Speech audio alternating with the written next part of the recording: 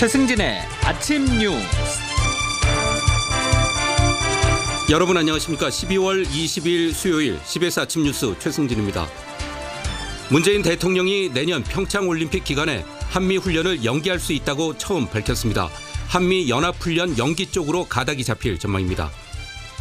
이대 목동병원이 지난해 신생아에게 사용한 수액키트에서 이물질이 발견됐습니다. 오염된 수액이 신생아 사망의 주요 원인일 가능성이 제기됐습니다. 문재인 정부가 올해 안에 처리하기로 한 국정과제 관련 법안 통과율이 9%에 불과한 것으로 확인됐습니다. 국내 가상화폐 거래소인 유빗이 해킹으로 170억 원의 손실을 입어 파산 절차에 들어갔습니다. 신현희 강남구청장이 의료재단을 상대로 수년간 측근들의 취업 청탁을 한 정황이 드러났습니다. 현재 서울이 영하 8.2도를 비롯해 출근길 한파가 매섭습니다. 오늘 오후 중부지방에 최고 10cm의 폭설이 예상됩니다. 이상은 이 시간 주요 뉴스입니다. 누구나 스마트 오피스를 누린다. 최적의 설계, 디자인, IoT 혜택. 4차 산업시대 융복합 사무가구. 대한민국 사무가구의 미래. 고속도로를 달릴 땐 이런저런 생각도 함께 달리니까 마음 놓고 달리시라고 새로워진 2018 K7 고속도로 주행보조 시스템 HDA로 더 여유롭게 3.0 가솔린 출시로 선택은 더 넓게. 내 인생은 지금 하이웨이에 있다. 소프트 카리스마 2018 K7. 문재인 대통령은 평창 동계올림픽 기간에 한미연합훈련을 연기할 수 있다는 입장을 처음으로 밝혔습니다. 평창 동계올림픽을 50여일 앞두고 한반도 평화 정착을 위한 새로운 국면이 전개될지 주목됩니다. 박지환 기자가 보도합니다. 문재인 대통령은 어제 대통령 전용 고속열차 안에서 한미 양국이 올림픽 기간에 합동 군사훈련을 연기하는 문제를 검토할 수 있다고 밝혔습니다. 문 대통령은 미국 NBC와의 인터뷰에서 한미 군사훈련 연기 문제를 미국에 제안했고 미국도 현재 검토 중이라며 이같이 말했습니다. 문 대통령이 한미연합훈련 연기를 언급한 것은 이번이 처음입니다. 문 대통령의 이 같은 발언은 북한은 물론 미국과 중국에도 동시에 메시지를 던진 것으로 풀이됩니다. 특히 지난주 시진핑 중국 국가주석과의 정상회담에서 북한의 평창 동계올림픽 참여에 대한 중국 측의 역할을 주문한 만큼 한미연합군사훈련 중단 카드를 빼들 시기가 무르익었다는 판단도 작용한 것으로 보입니다. 지난달 유엔 총회에서 평창 동계올림픽 휴전 결의안이 만장일치로 채택됐다는 점에서 북한의 추가 도발을 사전에 제거하기 위한 대북 메시지 성격도 담고 있습니다. 특히 도널드 트럼프 미국 대통령이 평창올림픽에 미국 선수단은 물론 고위급 대표단을 파견하겠다고 약속한 만큼 한미 군사훈련 파트너인 미국 입장에서도 한반도 긴장 완화 제안에 동의할 수밖에 없다는 분석도 나옵니다. 이럴 경우 북미 간 상호 신경전이 완화되고 한반도 정세 전반이 이완되면서 북한과 미국이 직접 대화에 나설 환경이 조성될 수 있다는 전망도 나옵니다. CBS 뉴스 박지환입니다. 서울 이대 목동병원에서 신생아들에게 사용한 수액키트가 지난해 이물질이 발견돼 보건당국에 적발됐던 것으로 확인됐습니다. 사망한 신생아 3명이 같은 감염원에 노출된 것으로 드러나면서 해당 업체의 수액 세트가 감염의 원인이 아니냐는 지적도 나오고 있습니다. 정석호 기자가 단독 보도합니다. 작년 9월 식품의약품안전처는 A 의료기기 제조업체 수액키트에서 이물질을 확인하고 이 업체의 위생관리감독 등 조치를 취했습니다. 수액 주머니를 뚫어 수액을 내보내는 역할을 하는 투관침에서 제품 외부에 쓰인 종이 조각이 발견된 겁니다. 환자와 접촉하는 의료기기는 철저히 무균을 유지해야 하는데 이 경우 외부의 병균이 침투할 통로가 생겼다는 의미이기도 합니다. 문제는 이 제품이 이대 목동병원 신생아 중환자실에서 쓰였다는 것. 병원 관계자입니다. 세트에 이제 문제가 된 걸로 그때 파괴됐기 때문에 세트는 성원 메디컬에서 지금은 또 네요. 지금 이제 일괄적으로 병원 내에서는 를 쓰고 있는 거죠. 그렇죠. 그러니까 세트에 이제 문제가 된 걸로 그때 파괴됐기 때문에 해외에서는 수액 세트로 인한 감염 사고가 여러 소개된 만큼 전문가들도 이번 사고의 원인으로 수액 세트를 통한 감염을 의심하고 있습니다. 질병관리본부의 조사 결과 사망한 아이들이 같은 감염원에 노출된 것으로 나타나면서 아이들에게 동일하게 사용됐던 해당 업체의 수액 세트가 사고의 원인이었을 가능성도 함께 커지고 있습니다. 이대 목동병원은 지난 9월 이른바 벌레 수액 파문을 겪고도 이물질 신고가 있었던 회사의 제품을 이용해온 상황인 만큼 관리 소홀의 비판을 피하기 어려워 보입니다. CBS 뉴스 정석구입니다. 이대 목동병원에서 사망한 신생아 3명의 혈액에서 검출된 항생제 내성균의 유전자가 일치함에 따라서 신생아들이 의료진이나 수액 등 공통 감염원에 동시에 노출됐던 것으로 드러났습니다. 보건당국의 역학조사가 본격화되고 있습니다. 구병수 기자의 보도입니다. 질병관리본부는 그제 숨진 신생아 3명의 혈액에서 항생제 내성균인 시트로박터 푸른디가 검출됐다고 발표했습니다. 질병관리본부는 이어 어제 이 항생제 내성균의 유전자 분석 결과 염기 서열이 일치한다고 밝혔습니다. 유전자 염기 서열이 같다는 것은 숨진 신생아들의 감염원이 동일하다는 것을 뜻합니다. 시트로박터 푸른디는 면역력이 떨어지는 신생아에게 치명적일 수 있는 각종 감염을 일으키는 원인균입니다. 더구나 신생아 4명이 81분 사이에 잇따라 숨진 이례적인 사례는 신생아들이 공통 감염원에 동시에 노출됐다는 것 외에는 설명할 수 없습니다. 강남성심병원 이재갑 감염내과 교수입니다. 아이들 같은 경우에 4명이 거의 동시에 나빠졌잖아요. 이렇다는 얘기는 거의 동시에 이제 세균이 아주 침습적인 형태로 이제 폐혈증을 일으켰다라는 것들을 반증하는 결과거든요. 시트로박터 푸른디의 사람간 전파는 주로 의료진이나 의료기기, 수액 등을 통해 이뤄집니다. 이번 사고도 외국의 사례처럼 오염된 수액이 일으켰을 가능성이 높다는 분석입니다. 다시 이재갑 교수입니다. 수액을 공급하는 과정 중에 어떤 일부분이 이제 문제가 돼서 수액이 오염되고 그래서 그 오염된 수액을 치료받아서 아이들이 본격적으로 폐혈증 발생할 가능성이 높다는 얘기를 드린 겁니다. 다만 질병관리본부는 정확한 감염원을 파악하기 위한 역학조사가 진행 중이며 확인된 감염이 직접적인 사망 원인으로 단정하긴 어렵다고 선을 그었습니다. CBS 뉴스 구병수입니다. 국내 가상화폐 거래소 유빗이 해킹으로 가상화폐를 도난당한 사건과 관련해 경찰이 수사에 착수했습니다. 서울지방경찰청 사이버안전과는 어제 사건을 접수해 한국인터넷진흥원과 함께 현장 조사를 벌였습니다. 앞서 어제 새벽 4시 반쯤 발생한 해킹으로 거래소가 보유한 가상화폐 자산의 17%가 손실을 보면서 유빗은 파산 절차에 들어갔습니다. 유엔이 총회를 열고 북한의 인권 침해를 규탄하는 결의안을 전원 합의로 채택했습니다. 북한 김정은 위원장을 국제형사재판소에 회부할 것을 촉구하는 내용도 담겼습니다. 워싱턴 장규석 특파원의 보도입니다.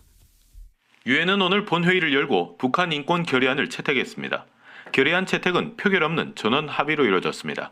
북한의 인권 문제가 심각하며 즉각 개선해야 한다는데 모든 유엔 회원국들이 뜻을 모은 겁니다. 유엔 총회 차원의 북한 인권 결의는 지난 2005년부터 13년째 이어지고 있습니다. 유엔은 결의를 통해 북한에서 고문과 강간, 공개 처형, 연좌제, 강제노동 등 장기간에 걸쳐 조직적이고 광범하며 총체적인 인권 유린이 이어지고 있다고 비판했습니다. 이에 따라 가장 책임 있는 자, 즉 김정은 위원장에 대한 유엔 안보리 차원의 제재와 국제형사재판소 회부를 촉구하는 내용도 4년 연속 담겼습니다. 아울러 이번 결의에는 남북 이산 가족의 생사 확인과 서신 교환, 고향 방문 등을 허용하고 억류자에 대해서는 영사 접견권을 보장하라는 내용이 새로 포함됐습니다. 한편 미국 백악관은 오늘 지난 6월 전 세계 병원과 은행 등을 마비시킨 워너크라이 사이버 공격이 북한의 소행이라는 점을 공식 확인했습니다. 북한의 인권 유린 그리고 핵과 미사일 위협에 대해 사이버 공격까지 드러나면서 국제사회의 북한 비난 여론은 갈수록 높아지고 있습니다. 워싱턴에서 CBS 뉴스 장규석입니다. 문재인 정부가 올해 안에 처리하기로 한 국정과제 관련 법안 통과율이 9%에 불과한 것으로 CBS 취재 결과 드러났습니다. 여소야대 정국 때문이라고는 하지만 입법 발의조차 안 된 것도 상당해서 당과 정부, 청와대도 책임을 피하기 어렵게 됐습니다. 김구영 기자가 단독 보도합니다. CBS가 법제처로부터 받은 자료에 따르면 올해까지 통과를 목표로 한 문재인 정부 국정과제 법안은 모두 122건입니다. 이 중 현재까지 국회 본회의 문턱을 넘은 법안은 단 11건으로 처리율은 약 9%로 저조한 수준입니다. 나머지 63개 법안은 현재 국회에 계류돼 있고 발의되지 않은 국정과제 법안은 49건입니다. 발의되지 않았거나 국회에 계류 중인 법안 중에는 가습기 살균제 이후 중요성이 대두된 살생화학 제품을 관리하는 법안이나 독립유공자 처우 개선 관련 법안 등 문재인 대통령의 굵직한 공약들이 들어있습니다. 국정과제 법안 처리가 저조한 이유는 일단 여소야대 국면과 국회 선진화법의 맹점에서 찾아볼 수 있습니다. 그러나 국정과제 법안 49건이 발의되지 않았다는 점에서는 민주당의 민생개혁 입법 처리 노력이 부족했다는 지적도 있습니다. 이에 대해 민주당 박홍근 원내수석 부대표는 당에서 조속한 통과가 필요한 법안 55건을 먼저 추려 통과에 최선을 다하고 있다면서 미진한 부분은 순차적으로 내년 국회 때 처리하겠다고 밝혔습니다. CBS 뉴스 김구현입니다. 바른정당과 통합을 추진 중인 국민의당 안철수 대표가 통합을 추진하는 수단 중 하나로 전당원 투표제 도입을 검토하고 있는 것으로 알려졌습니다. 당헌 당규를 개정해야 하는 일이어서 통합 반대파의 거센 반발도 예상됩니다. 조혜령 기자가 보도합니다. 국민의당 안철수 대표가 지난 8월 전당대회에서 자신이 선출됐던 전당원 투표제를 바른정당과의 통합 과정에 적용하는 방안을 고심 중인 것으로 알려졌습니다. 당헌에 따르면 합당 등 통합의 경우 전당대회를 열어야 하는데 이 전당대회에서의 현장 투표 대신 온라인과 전화 등 전당원 투표 방식으로 통합 여부를 결정하겠다는 겁니다. 통합 찬성 측인 장진영 최고위원입니다. 전당원들에게 통합 찬성 여부를 묻는 것은 우리 당원상 당연한 일이기도 합니다. 바른정당 통합 문제를 전당원 투표로 결정할 것을 정식으로 제안합니다. 이를 위해 통합 찬반을 결정할 수 있는 방식의 전당대회 외에 전당원 투표제를 추가하는 방법이 논의되고 있습니다. 규정대로 전당대회를 열 경우 당원 확인부터 찬반 토론, 표결까지 반대파의 극심한 저항이 예상되기 때문입니다. 하지만 당원 개정 역시 쉽지 않을 전망입니다. 통합 반대파인 평화개혁연대 측은 안 대표의 당원 개정 절차 시도를 통합을 위한 꼼수라고 규정하고 현재 대응 수위를 고심 중입니다. 어제 대전 충남 당원 간담회를 끝으로 전국 순회 일정을 마친 안 대표가 오늘 열리는 의원총회에서 통합 선언과 함께 전당원 투표제 도입 여부를 밝힐지 주목됩니다. CBS 뉴스 조혜령입니다. 국민의당은 오늘 오후 바른정당과의 통합 여부를 다루는 의원총회를 소집해 2차 끝장 토론을 벌입니다. 지난달 끝장 토론을 시작으로 원외지역위원장과 당원들과의 간담회를 이어온 안철수 대표는 조만간 바른정당과의 통합을 선언할 것으로 예상됩니다. 신현희 강남구청장이 의료재단을 상대로 수년간 측근들의 취업 청탁을 한 정황이 CBS 취재 결과 확인됐습니다. 신현희 구청장은 직접 이력서를 건네며 노골적으로 채용을 요구한 것으로 드러나 파문이 일고 있습니다. 전성무 기자의 단독 보도입니다. 신현희 강남구청장이 취업 청탁을 한 곳은 구립 노인요양병원을 위탁 운영하는 참회원 의료재단입니다. 신 구청장은 2012년 이곳에 제보의 취업을 청탁한 사실이 드러나 경찰의 수사선상에 올랐습니다. 그런데 이런 신 구청장의 취업 청탁은 빙산의 일각이었습니다. 김옥희 전 참회원 의료재단 이사장은 CBS와 인터뷰를 갖고 신 구청장이 2012년 초부터 2014년 말까지 측근들의 취업을 지속적으로 청탁했다고 폭로했습니다. 신 구청장이 2014년 6월 재선 이전까지는 특정 직군의 사람을 소개시켜주겠다며 채용을 압박했다고 밝혔습니다. 병원에 변호사 필요하지 않아요? 그러면은 제가 아니 필요 없는데요 이렇게 얘기하잖아요. 네. 그래도 자기 병원에 꼭 필요한 사람 같은데 이런 사람 필요하지 않냐고 내가 굉장히 좋은 사람 알고 있는데 그 사람 쓰면 어떠냐고 이렇게 얘기하시죠. 그러나 재선 이후부터는 신 구청장 본인이 직접 이력서를 건네며 노골적인 채용 요구를 했다는 겁니다. 강남구청장은 재선 이후에는 굉장히 특정해서 사람들을 취직시키라고 얘기를 했어요. 직접적으로 사람들의 이력서를 주거나 신상을 줬고요. 이런 식으로 신 구청장과 개인적 친분이 있는 복수의 서울시 출신 퇴직 공무원과 현직 강남구청 공무원의 친오빠가 채용됐습니다. CBS는 신 구청장의 입장을 듣기 위해 수차례 연락을 시도하며 해명을 요구했지만 답변을 보내오지 않았습니다. CBS 뉴스 전성무입니다. 2030년까지 태양광과 풍력 등 재생에너지 발전량 비중을 20%까지 확대하는 재생에너지 3020 이행 계획이 오늘 발표됩니다. 김영태 기자가 보도합니다. 산업통상자원부는 오늘 재생에너지 정책협의회를 열어 재생에너지 3020 이행계획을 발표합니다. 이 계획은 현재 7%인 재생에너지 발전량 비중을 20%까지 달성하는 것을 목표로 하고 있습니다. 이를 위해 2030년까지 재생에너지 설비 용량을 현재 15.1기가와트에서 63.8기가와트까지 확대할 계획입니다. 새로 추가되는 재생에너지 설비는 95% 이상을 태양광과 풍력으로 공급할 계획입니다. 재생에너지 보급의 기본 방향은 주민 참여형으로 진행됩니다. 산업부 최나무 에너지자원정책관입니다. 정부가 외지인 사업자 중심에서 지역 주민이나 일반 국민이 많이 참여를 하고 태양광 풍력 중심으로 보급하겠다는 내용이 핵심이 되겠습니다. 주택과 건물 등 자가용 태양광은 2022년까지 30가구당 1가구에 2030년까지 15가구당 1가구에 보급이 추진됩니다.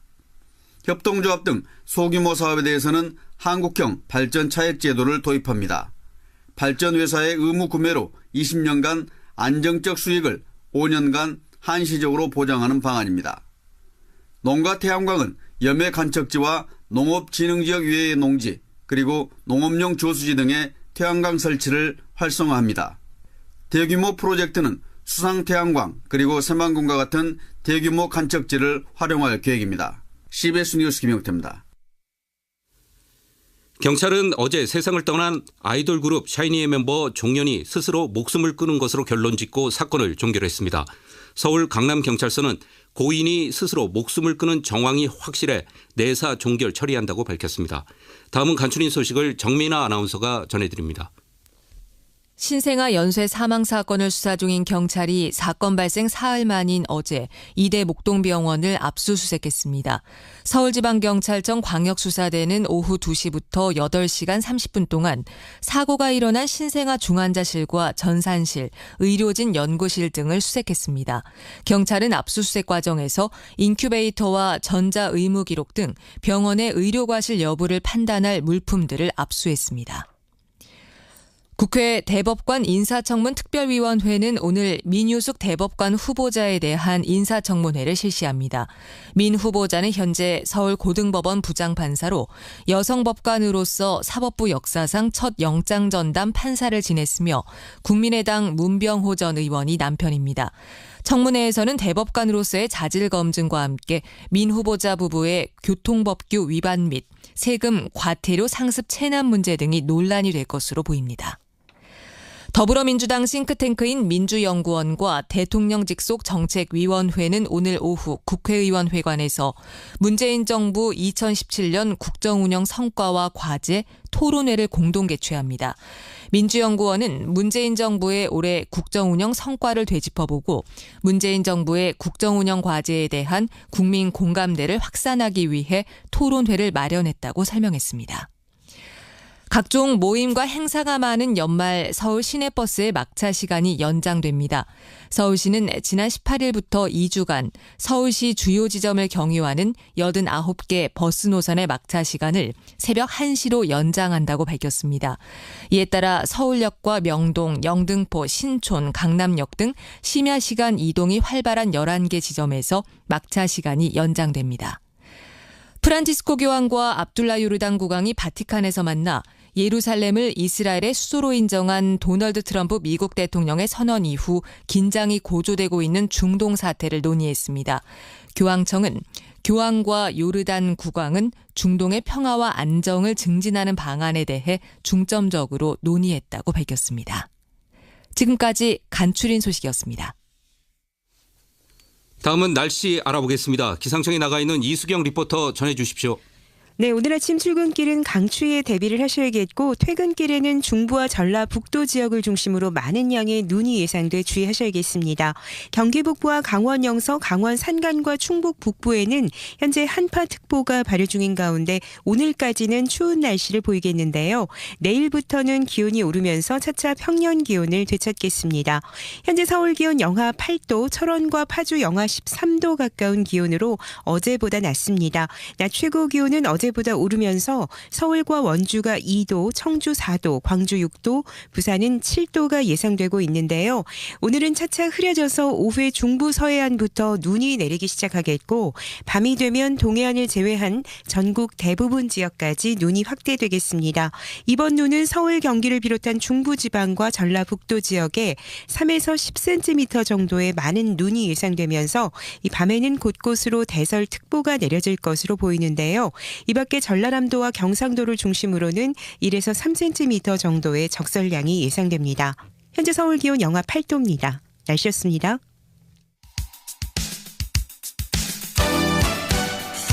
여러분께서는 지금 최승진의 아침 뉴스를 듣고 계십니다. 신문으로 보는 세상 아침 신문 읽기 황명문 선임기자 나와 있습니다. 어서 오십시오. 네. 오늘 신문을 보면은 문재인 대통령이 평창올림픽 기간에 한미훈련 연기를 미국에 제안했다는 내용을 일제히 싣고 있습니다. 미국 쪽도 검토를 하고 있다면서요? 네, 문재인 대통령이 어제 미국 MBC 방송과의 인터뷰에서 평창올림픽 기간 한반도 긴장 완화를 위해서 한미연합훈련 연기를 미국에 제안을 했고 미국 쪽도 이를 검토하고 있다는 것인데요. 북한의 올림픽 참가 가능성에 대해서도 북한이 막판에 참가 여부를 정하지 않겠냐며 IOC 등을 통해서 지속적으로 참가를 권유하고 있다고 처음으로 공식 언급했다고 전하고 있습니다. 네. 또 최문순 강원지사도 중국 쿤밍에서 열린 아리스포츠급 국제 유소년 축구대회에서 무능 북한 여명 체육단장을 만나서 평창 올림픽 참가를 권유한 것으로 전해졌는데요. 북한의 올림픽 참가로 평창이 평화 올림픽이 되기를 기대하고 있습니다. 평창 올림픽 기간 한미 훈련 연기를 한미가 사실상 합의했다는 관측도 나오고 있는데 평창 올림픽 잘 치러져야 되겠습니다. 인문 자연계 청년 10만 명이 10년 뒤에도 취업난을 겪는다고 하는데요. 어떻게 되는 겁니까? 네, 저출산 고령화와 4차 산업혁명 가속화 등으로 노동시장 전체의 수급 불균형이 심각해지고 있다는 것인데요.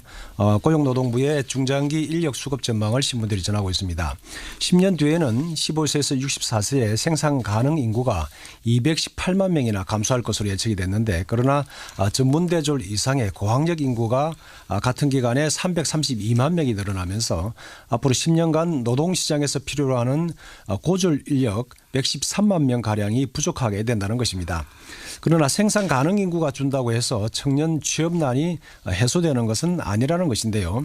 4차 산업혁명이 가속화되면서 인문사회계열 5만 1,000명 또 자연계열 5만 7천 명 등 대학을 졸업한 청년 10만 8천 명이 일자리를 구하지 못할 것이라는 전망이 나오고 있습니다.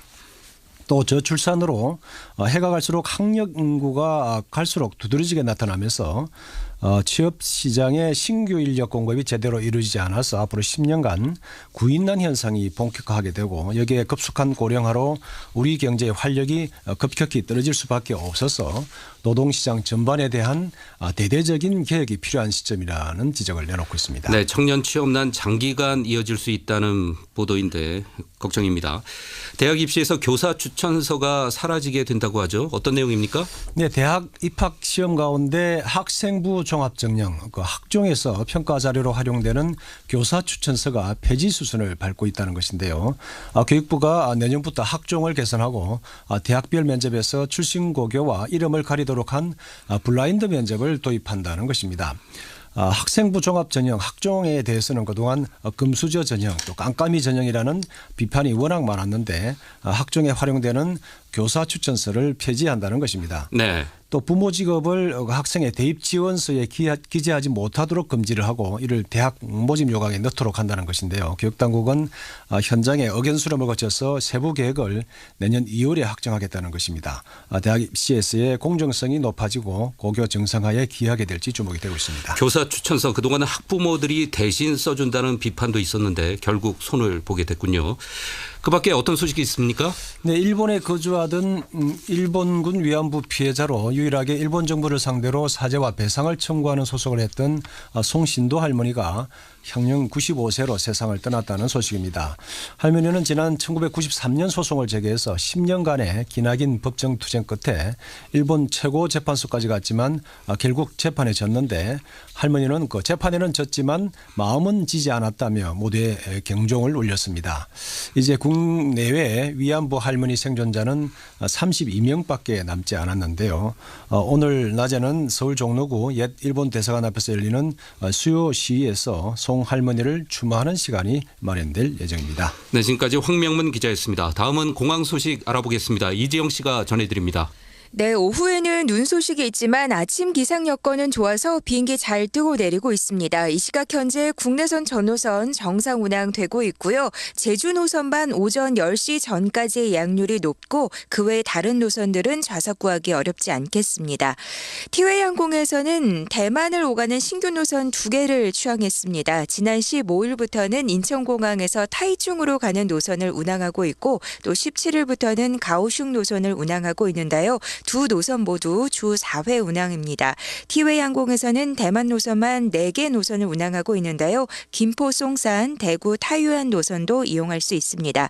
그리고 에어부산에서는 부산에서 일본 구마모토로 오가는 부정기 노선을 운항을 하고 있는데요. 내년 2월까지는 일주일에 3번 떠나니까 이용에 참고하시기 바랍니다. 공정보였습니다.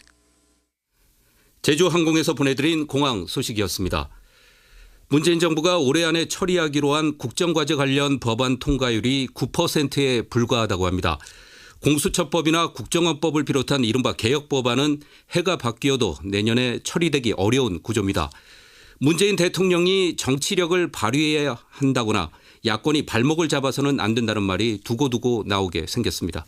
뉴스로 마치겠습니다. 지금까지 뉴스 제작 구병수, 박지환, 김동빈 기자, 기술 한광익, 진행의 최승진이었습니다.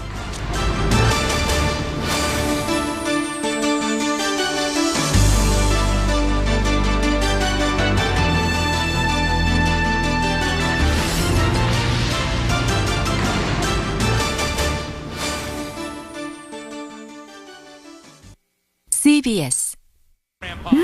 주말인데 뭘 먹지? 밥은 요리다가 있지? 맛집에서 먹던 맛 그대로 간편하게 할인 밥은 요리다.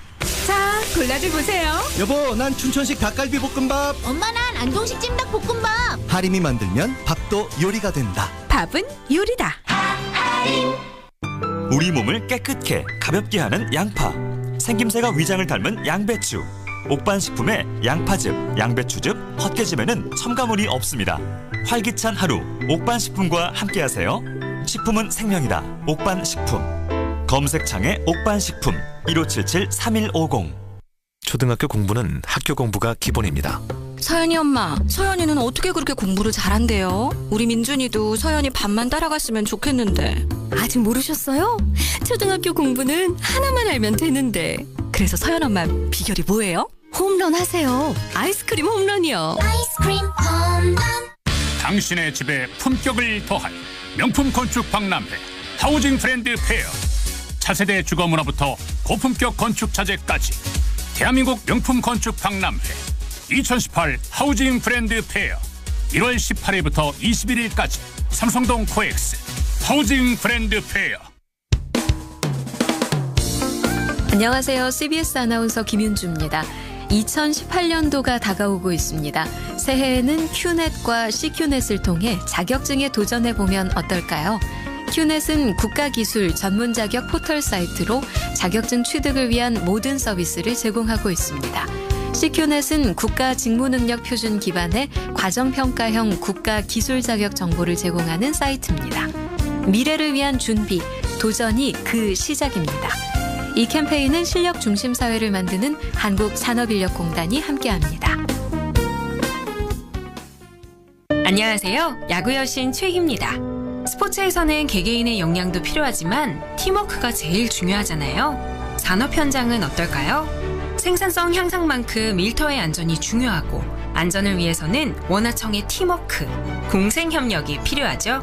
원청이 빨리빨리만 강조하며 하청 근로자의 안전과 건강을 챙기지 않는다면 하청은 사고 위험까지 떠안게 된답니다.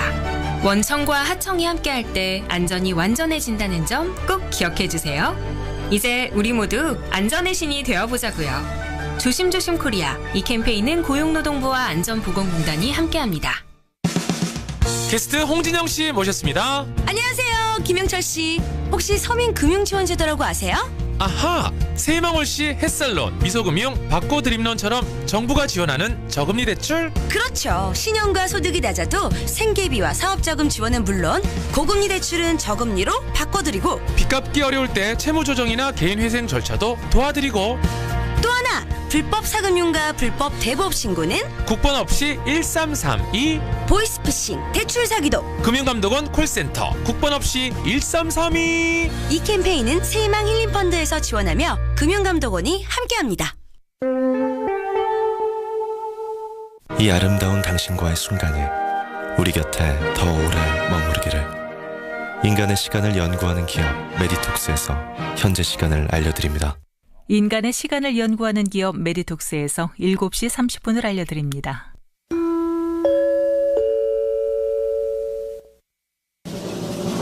김현정의 뉴스 쇼.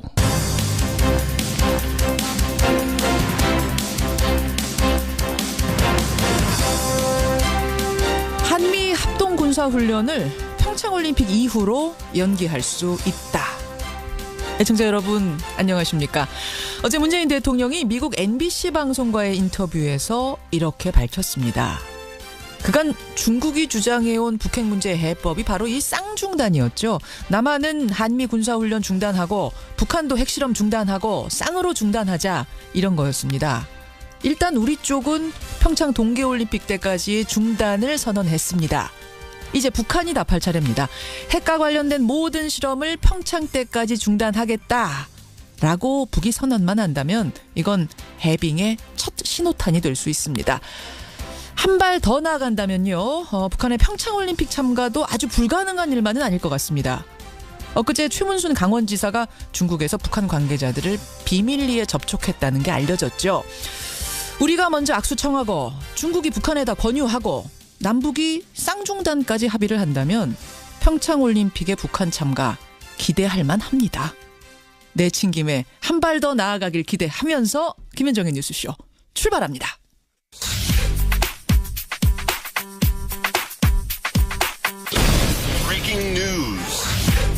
김현정의 뉴스쇼가 주목한 오늘의 포인트, 김정훈 기자 나와 있습니다. 어서 오세요, 김 기자. 네. 오늘 첫 번째 포인트 뭐부터 볼까요? 네, 말씀하신 것처럼 문재인 대통령의 승부수 한번 짚어보겠습니다. 미국 NBC 방송 인터뷰였어요. 네. 구체적으로 뭐라고 했습니까? 어제 문 대통령이 인터뷰에서 한미 양국은 올림픽 기간 중에 합동 군사훈련 연기를 검토할 수 있고 이미 미국에 그런 제안을 했다, 이렇게 밝혔습니다. 이미 했다? 네. 그동안 이런 가능성에 청와대가 신중한 입장을 보여왔거든요. 그렇죠. 그런데 이미 한미 간의 구체적인 논의가 오갔다는 것이죠. 예. 평창 동계올림픽과 패럴림픽이 내년 2월부터 3월까지 열리거든요. 예. 근데 3월에 시작되는 한미 합동 군사훈련의 실시 여부는 지금 이제 결정을 해야 해서 결국 문 대통령이 승부수를 던진 것으로 보입니다. 자, 우리가 이 훈련 중단은 결정했어요. 그러면 북한이 어떤 답을 내놓을까가 중요한 거 아니겠습니까? 그렇죠. 그래서 문 대통령도 모든 것은 북한이 어떻게 행동하느냐에 달려있다, 이렇게 밝힌 겁니다. 북한이 만약 도발 중단 메시지를 보내온다면 평창올림픽의 평화로운 개최를 넘어서 긴장 완화, 대화 국면으로 나아갈 수가 있습니다. 그렇죠. 또 북한이 도발을 멈추고 한미 양국도 연합훈련을 자제한다면 이게 바로 중국이 제안한 쌍중단 방안을 사실상 받아들이는 모양새가 되는 것인데 그렇게 되면 중국의 중재 역할에도 힘이 실리게 될 것으로 보입니다. 거기다가 한 발 더 나아가자고 제가 말씀드렸잖아요. 네. 북한의 올림픽 참가도 아주 꿈만은 아닐 것 같아요. 그렇습니다. 지금 최문순 지사가 중국에 가서 만나고 왔다는 겁니다. 북한 관계자들 접촉을 했다는 건데 그 결과에 대해서는 지금 뭐 함구하고 있습니다만 좀 긍정적인 흐름을 받았다라는 얘기까지는 들리고 있거든요. 그러네요. 예, 여기도 한번 우리가 포인트 둬야 될 것 같아요. 다음 포인트 뭡니까? 네, 시한폭탄 가상화폐 거래소입니다. 국내 가상화폐 거래소 유빗, 이름이 유빗이에요? 네. 해킹을 당했습니다. 맞습니다. 해킹을 당해서 파산 절차에 들어갔습니다. 유빗이 어제 오전 해킹으로 거래소가 보유한 가상화폐 자산의 17%, 우리 돈 170억 정도라는데 그게 다 빠져나간다는 것으로 파악이 되고 있네요. 앞서 지난 4월에도 해킹으로 55억 규모의 비트코인을 도난당한 적이 있거든요. 그렇죠. 그렇게 해서 결국 문까지 닫게 된 것인데 블록체인 기술에 따른 안전성을 내세웠지만은 가상화폐 역시 해킹 피해에서 자유롭지 않다는 것을 보여주는 사례가 됐고요. 또 가상화폐는 금융상품으로 인정되지 않거든요. 그래서 피해자들은 금융당국의 피해 구제도 받지 못하는 상황이라고 합니다. 지금 유비 측에서는요, 투자한 투자자들한테 70%만 일단 지금 돌려주겠다. 네. 그리고 사건이 다 해결되고 나면 파산 절차 다 끝나고 나면 30% 주겠다라고 말을 하고 있는데 그럼 1,000만 원을 투자한 사람이라면 지금 700밖에 못 받는 거예요. 네. 300은 받을지 말지 모르는 상황. 예, 뭐 우려하던 일이 벌어졌네요. 해킹, 파산 선언, 가상화폐 거래소 오늘 아침 떠들썩합니다. 짧게 하나만 더 보죠. 네, 문화계 블랙리스트의 전모. 블랙리스트 진상조사위원회 그동안의 조사 결과를 오늘 발표한다고요. 네, 전체 블랙리스트 문건의 규모 또 분석 결과 등이 담길 것으로 보이는데요. 특히 블랙리스트 실행에 경찰에 개입한 사실도 오늘 공개될 예정입니다. 경찰이요? 네. 공교롭게 어제 김기춘 전 비서실장, 조윤선 전 문화체육부 장관의 블랙리스트 사건 항소심 결심 공판이 열렸거든요. 김 전 실장은 종북 세력으로부터 나라를 지키려다 벌어진 일이지만 책임을 통감한다고 밝혔고요. 조 전 장관은 자신의 소신과는 동떨어진 사건으로 기소돼 참담하다고 이렇게 울먹였네요. 후회한다 뭐 이런 얘기도 했다면서요. 그렇습니다. 조윤선 전 장관은. 예, 두 사람에게는 각각 징역 7년, 징역 6년 구형이 됐습니다. 여기까지 포인트. 수고하셨습니다. 네.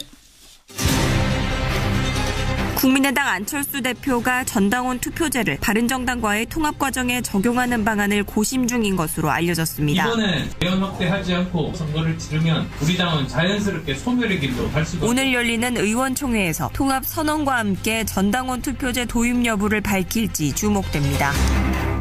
국민의당이 오늘 의원총회를 엽니다. 의원총회 뭐 자주 여는 거죠. 하지만 오늘은 좀 특별합니다. 이 자리에서요. 통합 반대파 의원들이 바른정당과 통합하지 말자. 대신 헌법 개정 연대 추진에 나서자. 이렇게 안철수 대표한테 공식 제안을 한다고 합니다. 만약 이 연대 추진 제안이 받아들여지지 않으면 합의 이혼을 요구할 것으로 알려졌습니다. 사실상의 최후 통첩이 오늘 나오는 겁니다. 자, 안철수 대표를 비롯한 통합파의 답변은 뭘까요? 안철수 대표의 비서실장입니다. 송기석 의원 연결을 해보죠.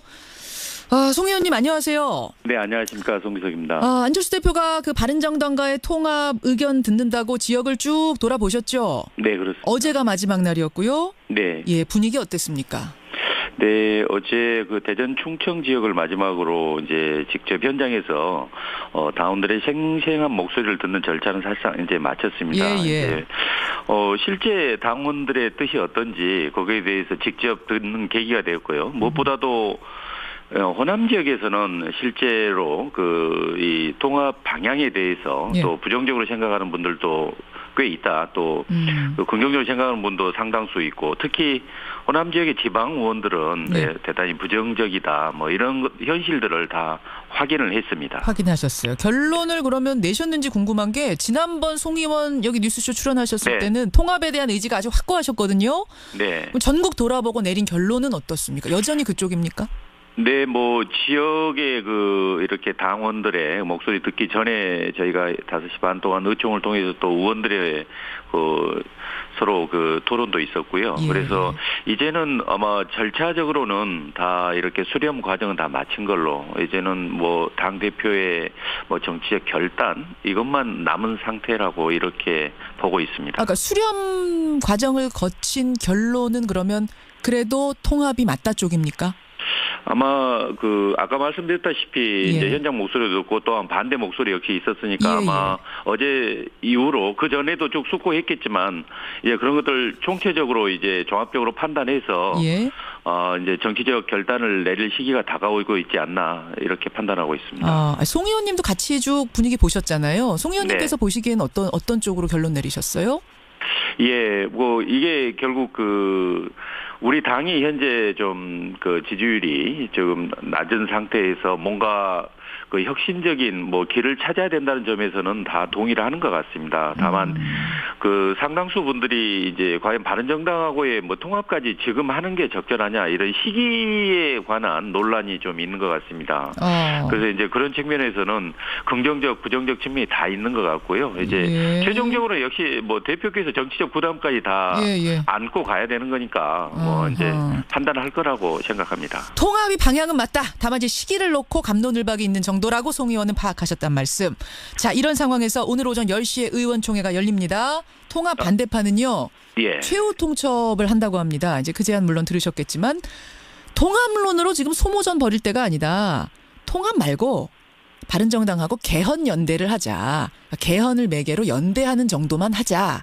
이렇게 하면은 우리 통합 반대 측에서도 거기엔 동참하겠다. 어떻게 생각하십니까? 예, 그 좀 전에 그 말씀하신 중에서 오늘 의총은 그 10시에서 오후 2시로 변경이 됐습니다. 그렇습니까? 예. 왜 미뤄졌어요?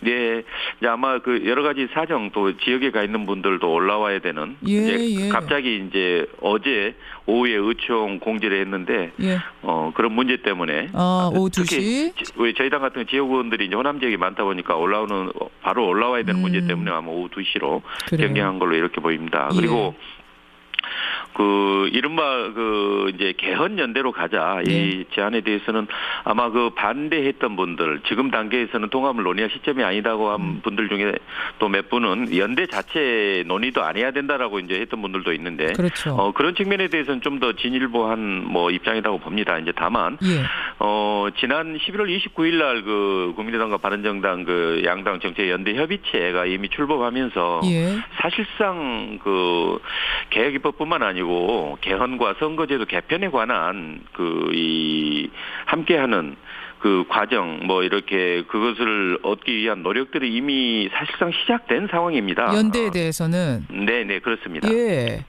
그래요. 그러면은 이분들의 얘기는 지금 연대 정도만 하자는 겁니다. 그러니까 통합까지 가자는 얘기가 아니라 통합 대신 연대하자는 거거든요. 근데 지금 만들어진 연대체라는 것은 연대를 통해서 통합까지 생각하고 있는 거고 그 부분이 좀 달라요. 네. 개헌 연대까지만 하자는 이 제안에 대해서는 어떻게 생각하세요? 그러니까요. 좀 전에 말씀드렸다시피 그 지난 11월 말에 이미 정책연대협의체가 출범하면서 사실상 개헌과 선거제에 대해서는 연대해서 지금 진행이 되고 있는 상황입니다. 그러니까 방점이 통합은 말자는 거거든요. 거기에 그렇습니다. 찬성하시냐 이거죠.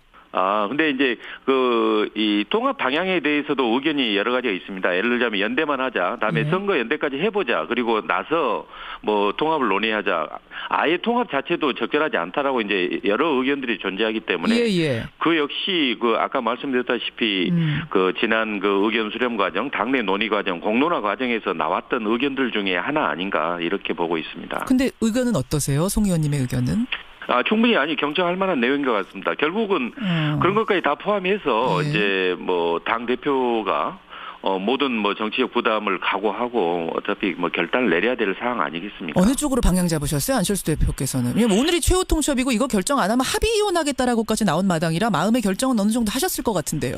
근데 뭐 합의 이혼이나 뭐 나가라 뭐 이런 누가 누구에게 이렇게 하는 것은 요거는 좀 지나친 것 같고요. 왜냐하면 그 같은 점도 있겠지만 다른 점 차이를 또 인정하고 서로 설득해 가야 된다고 보는데요. 아무튼 그 방향에 대해서는 뭐 저로서는 지금 뭐 저도 이제 정확히 아는 바는 없기 때문에요. 송 의원님이 모르시면 누가 합니까? 송 의원님 안철수 대표의 복심이라고 항상 말씀하고 다니시는 분 아니에요. 아니 그런데 이제 그 뭐랄까. 그런 어느 정도의 수준의 선언을 하느냐. 어차피 이제 정치적 선언을 먼저 하게 되지 않겠습니까? 그렇게 되면 그 다음 추진 과정, 뭐 이것은 어떻게 진행하느냐. 또 나아가서 분명히 또 지난 그 우리 당내 공론화 과정에서 리더십 문제에 대한 지적도 있었기 때문에 그런 것들 다 포함해서 어떻게 돌파해 나가느냐 또는 어느 선까지 또 책임도 지느냐 이런 걸 함께 이렇게 해서 선언하지 않겠습니까? 그렇기 때문에 그 내용 어느 정도 내용인지 또는 시기 이런 것은 최종 대표께서 판단해야 될 사항이라고 봅니다. 지금 이제 일각에서 나오는 얘기는 사실 이 통합이라는 것이 정말로 효과를 내려면 지방선거 전에 이루어져야 제대로 된 효과가 나오는 거고 그러려면 크리스마스 직후 한 26일쯤은 유승민 대표하고 안철수 대표가 손잡고 선언을 해야 되는 거 아니냐. 그렇게 지금 스케줄을 잡고 있다라는 얘기가 나오는데 맞습니까? 뭐 그 부분은 뭐 어떻게 하는 게 가장 사실상 이제 공론화 과정을 어느 정도 마친 단계니까 어느 게 이제 가장 시너지가 있느냐 이런 부분은 안철수 대표하고 뭐 유승민 대표의 뭐 어느 정도 교감, 뭐 시점에 대한 합의, 뭐 그런 거에 따라서 시기가 정해지지 않겠습니까? 물론 그렇게 정해지는데요. 그러니까 그게 어느 정도 윤곽이 잡혔는지를 저는 여쭙는 겁니다. 아니면 벌써 지금 오늘 며칠입니까? 오늘 20일 아닙니까? 맞습니다. 뭐 일부 또 지나치게 좀 오래됐고 또 지나치게 격렬한 측면이 있었기 때문에 또 피로감 이렇게 이야기하는 분도 있는데요. 저는 뭐 그렇게 오래 걸리지 않을 거라고 그 전이라도 뭐 이루어질 수도 있다는 뭐 생각입니다. 26일 전이라도 이루어지려면 이루어질 수 있다. 지금 마지막 최종 그러니까 안철수 대표가 내가 이 모든 정치적인 부담을 안고 선언을 하느냐 마냐 마지막 버튼을 누르느냐 마느냐 그것만 남은 거군요. 네, 그렇습니다. 이미 결정은 하셨네요, 그러면. 아니 제가 사실상 안 대표가. 아니 아까 제가 말씀드렸다시피 어느 정도의 내용을 담고 또는 어느 정도 책임까지 포함해서 그리고 어떤 방향, 시기 이런 거에 대해서 그러니까 기본적인 방향은 어제 이제 공론화 과정이 사실상 마쳐졌기 때문에 정해지지 않았겠습니까? 그래서 다음에 이제 시점이라든가 내용 이런 부분에 대해서 최종 뭐 결심만 남은 걸로 알고 있습니다. 최종 결심 버튼 누르느냐 마느냐 이 정치적 부담을 내가 통합을 했을 경우에 정치적 부담을 지느냐 마느냐에 버튼 누르기 직전까지는 지금 와 있는 상태. 알겠습니다. 26일 전이 될 수도 있다. 그러면 뭐 지금 얘기는 다 나온 것 같아요. 오늘 통합 반대파에서 개헌 연대 정도까지만 하자 통합하지 말자는 것에 대해서는 사실상 받아들이기 지금으로서는 어려운 상태. 아니 그 부분 아까 말씀드렸지만 이미 현실적으로 이루어지고 있는 부분이기 때문에 그렇습니다. 예, 그 부분에 대해서는 이제 통합하지 말자는 걸 전제로 한 개헌연대이기 때문에 비슷한 얘기는 아닐 수가 있어요. 그럼 송 의원님, 안철수 대표가 통합을 선언하더라도 절차가 하나 더 남죠. 그게 뭔가 하니 당원들이 투표해서 동의를 해야 됩니다. 전당대회를 열어야 되는데 전당대회 의장은 이상돈 의원 반대파죠. 이상돈 의원은 열 생각이 없다고 합니다. 그럼 온라인 투표를 해야 되는데 온라인 투표 생각하고 계세요? 이제 통합이 만약에 뭐 그런 방향으로 정해진다면 그거에 대한 법적 절차에 따라서 당원 당규에 따른 전당대회 이것은 당연히 거쳐야 되는 겁니다. 다만 뭐 전당원 투표 이 문제는 그 전에 예를 들자면 뭐 통합으로 가자는 측에서는 절대 다수의 당원들이 뭐 찬성하고 있다라고 말하지만 또 반대하는 측에서는 그렇지 않다라고 이야기합니다. 그렇기 때문에 실제 당원들은 어떤 생각인지 그걸 미리 한번 확인해 보자. 그리고 그 결과에 따라서 그동안에 주장했던 사람 양측 다 좀 일정 부분 정치적 책임도 져야 되는 거 아니냐라는 이야기인 것 같습니다. 그 단계에서 전당원 투표 이야기가 나온 거지 통합 방향에 만약에 갔을 경우에 법적 절차에 따른 그 전당대회를 대체하는 뭐 당원 투표는 사실 현실적으로 허용되지 않는 걸로 알고 있습니다. 알겠습니다. 일단 여기까지 말씀 듣죠. 고맙습니다. 네, 감사합니다. 국민의당 송기석 의원, 안철수 대표 비서실장이었습니다.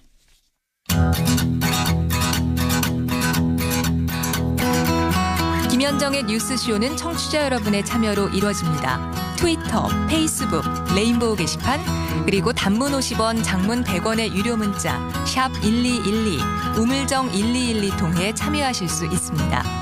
김현정의 뉴스쇼, 여러분과 함께 만듭니다. 김성환의 행간 시사평론가 김성환 씨 나오셨습니다. 어서 오십시오. 네, 안녕하세요. 뭐 평창올림픽에 대해서도 뭔가 급물살이 좀 물 밑에서 오가는 그런 느낌이고요. 여러 가지가 지금 우리가 좀 민감하게 받아들여야 되는 시점인데 국민의당이 훨씬 더 물 밑에서 많은 일들이 벌어지는 것 같은데요. 송기석 의원 이야기를 오늘 행간에서 다시 읽어야 될 것 같아요. 시원하게 얘기를 안 하시는데 저는 느낌은 받았어요. 안철수 대표가 결심은 한 것 같아요. 네, 맞습니다. 그 방향으로 가고 있는 건데요. 과연 어떻게 헤어지느냐 이걸 가지고 지금 서로 설왕설래하는 것 같습니다. 그러게요. 오늘 의총 보죠. 행간에서 뭐 가지고 오셨어요? 오늘도 뭐 정치 얘기를 할 수밖에 없을 것 같은데요. 참 오랜만에 어제 황교안 전 총리가 화제가 됐습니다. 그렇더라고요. 지난 5월 대통령 권한대행을 마치고 퇴임한 이후에 한동안 조용히 지내는 것 같았는데 어제 갑자기 SNS에 자신과 관련된 언론 보도를 이건 가짜뉴스다 이렇게 정면으로 비판하는 글을 올렸습니다. 맞습니다. 오랜만에 다시 등장한 황교안 전 총리 이 뉴스의 행간을 좀 살펴볼까 합니다. 가짜뉴스를 비판하면서 다시 등장했어요. 무슨 얘기였냐면 성균관대 동문들이 자랑스러운 성균인으로 황교안 전 총리를 선정한다라는 뉴스까지는 나왔는데 그것하고 관련이 있는 겁니까? 네, 맞습니다. 황 전 총리가 어제 이제 페이스북에 다분히 감정 섞인 글을 올렸는데요. 그 글 첫 시작이 어떤 문장이었냐면은 이래서야 되겠습니까? 첫 문장이 이래서야 되겠습니까? 네, 맞습니다. 뭐가요? 요즘 일부 언론 등에서 저에 대한 사실과 다른 이야기들이 나오고 있다. 그러나 거의 모두 거짓 뉴스다. 페이크 뉴스다. 이렇게 주장을 했습니다. 근데 공교롭게 이 글이 올라오기 바로 직전에 성대 총동창회가 좀 시끌시끌한 일이 있었습니다.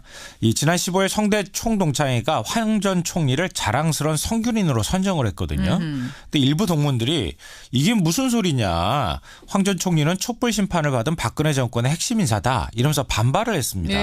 그래서 이 수상 반대 이 서명운동까지 지금 하고 있는 상황이거든요. 근데 딱 그 무렵에 황 전 총리가 아니 이게 다 가짜 뉴스다 이렇게 하고 나오니까 이 성대 자랑스러운 성균인 선정에 대해서 뭔가 이 잘못된 얘기들이 나오고 있는 것에 대해서 반발하면서 이런 글을 올린 것 아니냐 이런 추측이 나오고 있는 거죠. 가짜 뉴스다 이래서야 되겠느냐 비판하면서 다시 등장한 황교안 전 총리 이 뉴스의 행간 이면을 볼 텐데 근데 뭐가 가짜 뉴스라는 거고 뭐가 진짜 뉴스라는 거예요?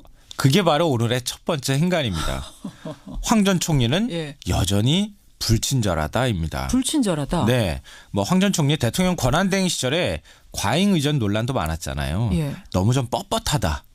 너무 고압적인 자세를 보였다 이런 지적을 받았는데 제가 볼 때는 아직도 그 태도를 버리지 못한 것 같습니다. 방금 전에 말씀하셨던 것처럼 SNS에 가짜뉴스에 속지 말라. 이래서야 되겠습니까? 이렇게 얘기했다 그러면 뭐가 가짜뉴스인지 얘기해야 되잖아요. 저는 이제 성균관대에서 성균인상 준다는 게 가짜라는 건지 뭐가 가짜라는 건 아니면 논란이 벌어진 게 가짜라는 건지 어디가 가짜인 거예요? 없어요. 그 얘기가. 몰라요? 예. 김성환 씨도 모르는 겁니까? 저도 몰라요. 왜냐하면 황 전 예. 총리 글을 보면은 그냥 그 의혹 거기에 대해서 국회 질의답변 과정에서 내가 진상을 다 말했다. 그러면서 국회 방송 사이트를 링크 걸어줬어요. 국회 방송 사이트를? 예. 근데 국회 방송 사이트 들어가서 알아서 찾아보라는 거예요. 아니, 뭐가 가짜인지, 뭐를 반박하고 싶은지 내용이 없어요. 그러니까 뭔가 하고 싶은 이야기가 있었던 것만은 분명한데 그게 뭔가 정확하게 짚어주질 않는 불친절함이 느껴졌다 이 말씀. 네, 맞습니다. 두 번째 행간이요. 두 번째 행간은 정치한다는 오해 사기 딱 좋다입니다. 이건 무슨 말씀이세요? 우리 사회에서 사회적인 평판에 가장 예민한 집단이 어딜까요? 정치인들이죠. 그렇죠. 정치는 언론 보도에 죽고 살거든요. 근데 이상하게 황 전 총리가 비슷한 패턴을 보이고 있습니다. 그러니까 황 전 총리가 언론 보도를 비판한 게 이번이 처음이 아닙니다. 5월에 이제 퇴임한 직후에 저 퇴임합니다 이러면서 글 올리고 난 다음에 벌써 5번째 언론 보도에 반박성 글을 올렸습니다. 어떤 거였었죠? 5월 20일이었는데요. 한겨레 신문이 왕이 뒤통수 친 황교안 언급하며 사드 압박. 그러니까 예를 들어서 중국에 가가지고 그러니까 사드 문제에 대해서 제대로 언급 안 하고 난 다음에 사드 덜컥 배치하고 나서 중국이 굉장히 불쾌했다 이런 얘기예요. 근데 이거 사실과 다르다. 이런 장문의 반박성 글을 올렸고요. 5월 30일에는 세월호 사건 수사 방해 의혹이 제기가 됐는데 이때 글머리가 참으로 안타깝습니다. 이거였습니다. 이것도 허위사실이라고 반박했고요. 7월에는 국정원 댓글 사건 수사 방해 의혹이 나왔는데요. 이것도 글머리가 뭐였냐면은 황망합니다. 이거였습니다. 그리고 또 이번에 반발을 했거든요. 그러니까 물론 황 전 총리가 억울해할 수는 있다고 생각을 하는데 자신의 평판에 이렇게 예민한 반응을 보이면서 정반대로 박근혜 정부 시절에 탄핵이 이루어졌는데 이 부분에 대해서 반성하거나 성찰하는 글은 전혀 없습니다. 이런 걸 보면은 정치인들이 아마 해석할 때는 정치한다는 오해사기 딱 좋다는 얘기가 나올 수밖에 없을 것 같습니다. 마지막 행간이요? 마지막 세 번째 행간은 정치는 기다리는 게 아니다입니다. 이건 또 갑자기 왜 나오는 얘기입니까? 어제 황 전 총리가 올린 글 보면은요 아주 흥미로운 대목이 나옵니다. 어떤 거요? 언론 보도를 반박한 다음에 미래로 나가겠습니다. 이런 글이 등장합니다. 미래로 나아가겠습니다라는 메시지. 네. 그러니까 이걸 정치권에서는 지방선거 앞두고 날 좀 호출해 주십시오. 나 정치하고 싶거든요라고 하는 메시지를 담은 문장이다. 정치권에 어필을 하는 메시지였다. 네, 맞습니다. 그렇게 보세요. 그런데요. 잘 아시다시피 정치는 기다리는 게 아닙니다. 만약 하고 싶다면 꽃가마 태워서 데려가 달라 이렇게 얘기하는 게 아니고요. 내가 정치에 대해서 뛰어들고 험한 길도 질척거리는 길도 내 스스로 개척하겠습니다라고 얘기하는 게 그게 맞다는 겁니다. 가짜 뉴스라고 비판하며 다시 등장한 황 전 총리 오늘의 행간 수고하셨습니다. 네, 고맙습니다. 이가탄의 힘 붓고 피날 때 탁월하게 아픈 잇몸을 건강하게 이가탄 잇몸병엔 이가탄 증상은 달라도 잇몸병엔 역시 이가탄입니다. 잇몸병엔 이가탄 아시죠? 명인제약. 모두가 세상을 여행할 때 모두 투어는 당신을 여행합니다. 당신이 좋아하는 것을, 설렘을, 이야기를 모두의 여행이 다시 만나고 싶은 여행이 되도록 당신을 여행합니다. 다시 만나고 싶은 여행 모두 투어. 기분 좋은 컴퓨터 위더스 컴퓨터. 가깝고 빠르게 전구 500개 대리점 믿음이 중요해 두 번을 보증해 대리점 함께해 기분 좋은 컴퓨터? 위더스 컴퓨터 컴퓨터는 위더스 컴퓨터. 아유, 세 단계 종이 또 걸렸어. 정말 제본 하나 하려다가 미치겠네. 내가 진작 현대오피스로 바꾸라니까. 오늘 다 날 셀 거야. 이제 스트레스 받지 마세요. 사무기기 전문기업 현대오피스가 책임지겠습니다. 사무기기의 올바른 기준 현대오피스. 노동조합에 노크하세요. 헌법이 보장한 권리입니다. 노동조합에 노크하시면 달라진 삶이 열린답니다. 함께 열어보실래요? 내 삶을 바꾸는 노동조합 1577-2260 민주노총. 발효 홍삼, 좋은 건 다 아시죠? 이제 홍삼도 한국 야쿠르트입니다. 사포닌을 분해 흡수율을 높인 발효 홍삼 K로 잘 받겠습니다. 우리 몸에 잘 받겠습니다. 누구나 홍삼을 홍삼답게 발효 홍삼 K. 야쿠르트. 얼굴보단 등을 보여주는 시간이 더 많았던 아버지와 나. 홋카이도 한 호텔에 내리는 끝없는 눈앞에선 서로에게 쌓인 미움도 후회도 하잘 것 없었다. 호텔을 예약하다 감동을 예약하다. 소통은 편해지는데 왜 사람들은 더 외로워지는 걸까요? 마음이 통하는 세상을 꿈꿔온 조아름씨. 그 꿈이 손편지 사업으로 이어졌습니다. 진심은 언제나 통한다고 믿어요. 아름씨의 꿈이 세상에 없던 길을 만듭니다. 기프트카가 그 길에 함께하겠습니다. 현대자동차 그룹. 철의 뜨거운 열기와 선수들의 뜨거운 열정이 세상을 뜨겁게 달굽니다. 평창 그 뜨거운 열기 속에 포스코가 함께합니다. 세상을 더 넓게 Unlimit the limit.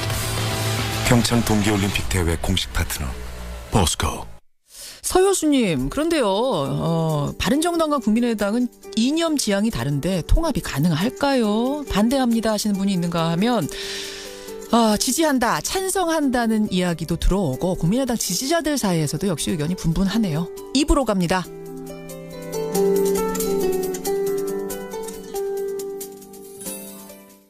CBS 반도이브라 맘스 카페에 나와 있는 김윤욱입니다. 보라는 학원 갔어? 별동학습관 갔지. 신랑은 안방 소재에서 나오질 않아. 자기만의 공간이 너무 좋은가 봐. 보라 엄마 좋겠네. 그럼 유보라로 이사 오고 우리 가족 대만족이야. 살수록 기분 좋은지 2018년에도 반도이브라의 고객사랑은 계속됩니다. 반도건설. 안녕하세요. 아나운서 엄지인입니다. 속담 얕은 데도 깊게 건너라. 작은 일도 소홀히 여기면 안 된다는 뜻인데요. 산업 현장에서 꼭 명심해야 할 말이 아닐까요? 화학 공장의 화재 폭발 사고는 지역 주민에게까지 큰 피해를 줄 수 있어 예방이 중요한데요. 첫째, 정부는 유해 화학물질 취급 사업장의 지도 점검을 강화하고, 둘째, 사업주는 전문 교육, 사전 점검과 대응 훈련을 철저히. 셋째, 근로자는 안전 수칙을 꼼꼼히 준수하는, 이것이 바로 정부와 사업주 그리고 근로자의 안전 삼박자가 아닐까요? 조심조심 코리아. 이 캠페인은 고용노동부와 안전보건공단이 함께합니다.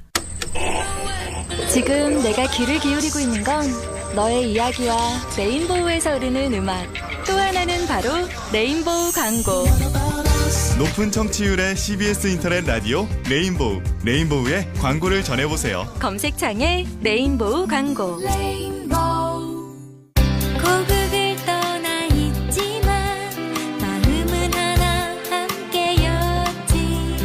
한민족만의 슬기와 향기를 널리 전하며 세계 곳곳 어디서나 한국의 이름을 드높이 빛내리. 우린 하나 흩어져도 언제나 함께 있는 세계 속에 글로벌 코리아.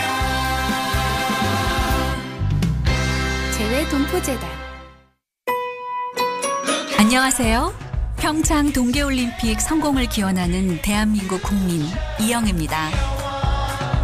세계인의 축제 2018 평창 동계올림픽이 내년 2월 9일 시작됩니다. 국경과 인종을 넘어 하나 되는 평창. 꿈, 열정, 새로운 희망. 함께해요. 평창. 2018 평창 동계올림픽은 2월 9일부터 17일간, 2018 평창 동계 패럴림픽은 3월 9일부터 10일간 개최됩니다. 지금 내가 귀를 기울이고 있는 건 너의 이야기와 레인보우에서 흐르는 음악. 또 하나는 바로 레인보우 광고. 높은 청취율의 CBS 인터넷 라디오 레인보우. 레인보우의 광고를 전해보세요. 검색창에 레인보우 광고. 이야기와 음악이 있는 방송. 청취율이 높은 CBS 인터넷 라디오 레인보우에서 8시를 알려드립니다.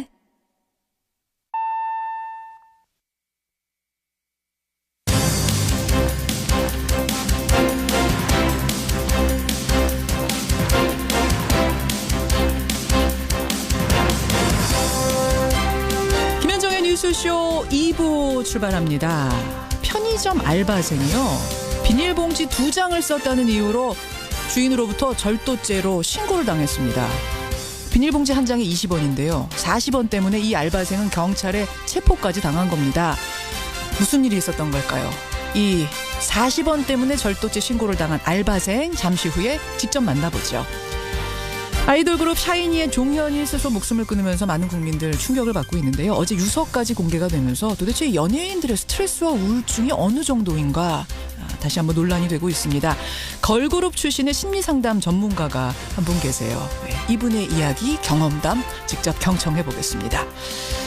여러분 요즘 회식 많이 하시죠? 송년회 많이 가시죠? 그런데요, 그 회식 자리에서 남성이 여성에게 술을 따르라 라고 했다면 이건 성희롱일까요? 아닐까요?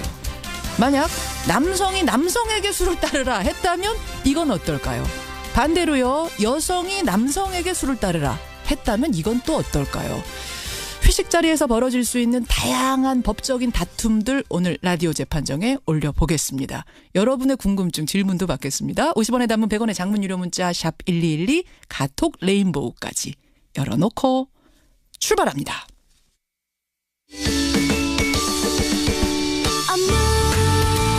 시간 집중 우리 모두 정시 퇴근 똑똑하게 일하고 후딱 집으로 돌아가요. 여러분의 워라벨 고용노동부가 함께합니다. 바닷물을 마실 수 있는 물로, 더러워진 물을 다시 깨끗한 물로. LG의 수처리 솔루션이 물 걱정 없는 세상을 만들어갑니다. 옳은 미래 LG. 좋은 약은 잘 듣는다고 합니다. 그래서 구주제약은 잘 듣습니다. 아픈 사람의 말을 잘 듣고 아픈 몸의 소리를 잘 듣습니다. 세상에서 가장 잘 듣는 약을 만들기 위하여 잘 듣는 회사 구주제약. 괜찮은 맛집을 발견하면 함께하고 싶은 분 떠오르시죠? 좋은 제품은 알리고 싶어지는 행복 나눔의 가치. 건강한 회원 직접 판매의 정신입니다. 직접 판매 공제조합에 가입된 회원 직접 판매 기업은 소비자 피해 보상보험으로 믿을 수 있습니다. 가입 여부를 꼭 확인하십시오. 직접 판매 공제조합. 지아씨 굿모닝. 요즘도 변비? 아니요, 굿모닝 S. 굿모닝 S? 네, 변비 치료제 굿모닝 S. 굿모닝 S. 네, 생약으로 만든 한방 변비약 굿모닝 S. 변비엔 굿모닝 S. 수트 잘 만드는 회사의 캐주얼은 다르더라고요. 편안하지만 품격을 잃지 않게, 감각적이지만 가볍지 않게, 어떤 순간에도 돋보이는 파크랜드 비즈니스 캐주얼. 저 조인성이 추천합니다. 수트부터 캐주얼까지 모든 비즈니스에 답하다. 파크랜드. 최근에요, 편의점에서 일하던 아르바이트생이 비닐봉투 2장을 썼다는 이유로 절도죄로 고발을 당하는 일이 있었습니다. 물론 주인은 애초에 알바생이 비닐봉투 50장을 썼다고 신고를 했는데 알고 보니까 그게 아니었던 거죠. 그런데요, 이 비상식적인 절도죄 신고 해프닝 뒤에는 알바생과 편의점 주인 간의 갈등이 있었습니다. 이렇게 알바생과 주인 간의 갈등 상황이 되면 참 예상하기 어려운 기가 막힌 일들이 벌어진다는데요. 무슨 얘기일까요?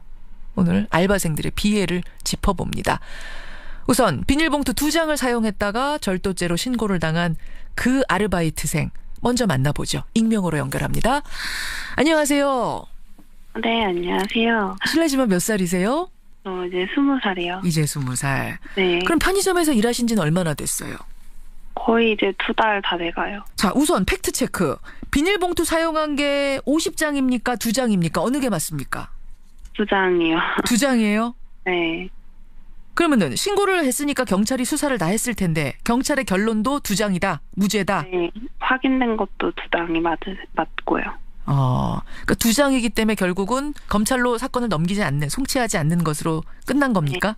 네, 네. 예. 이거 한 장이 얼마예요?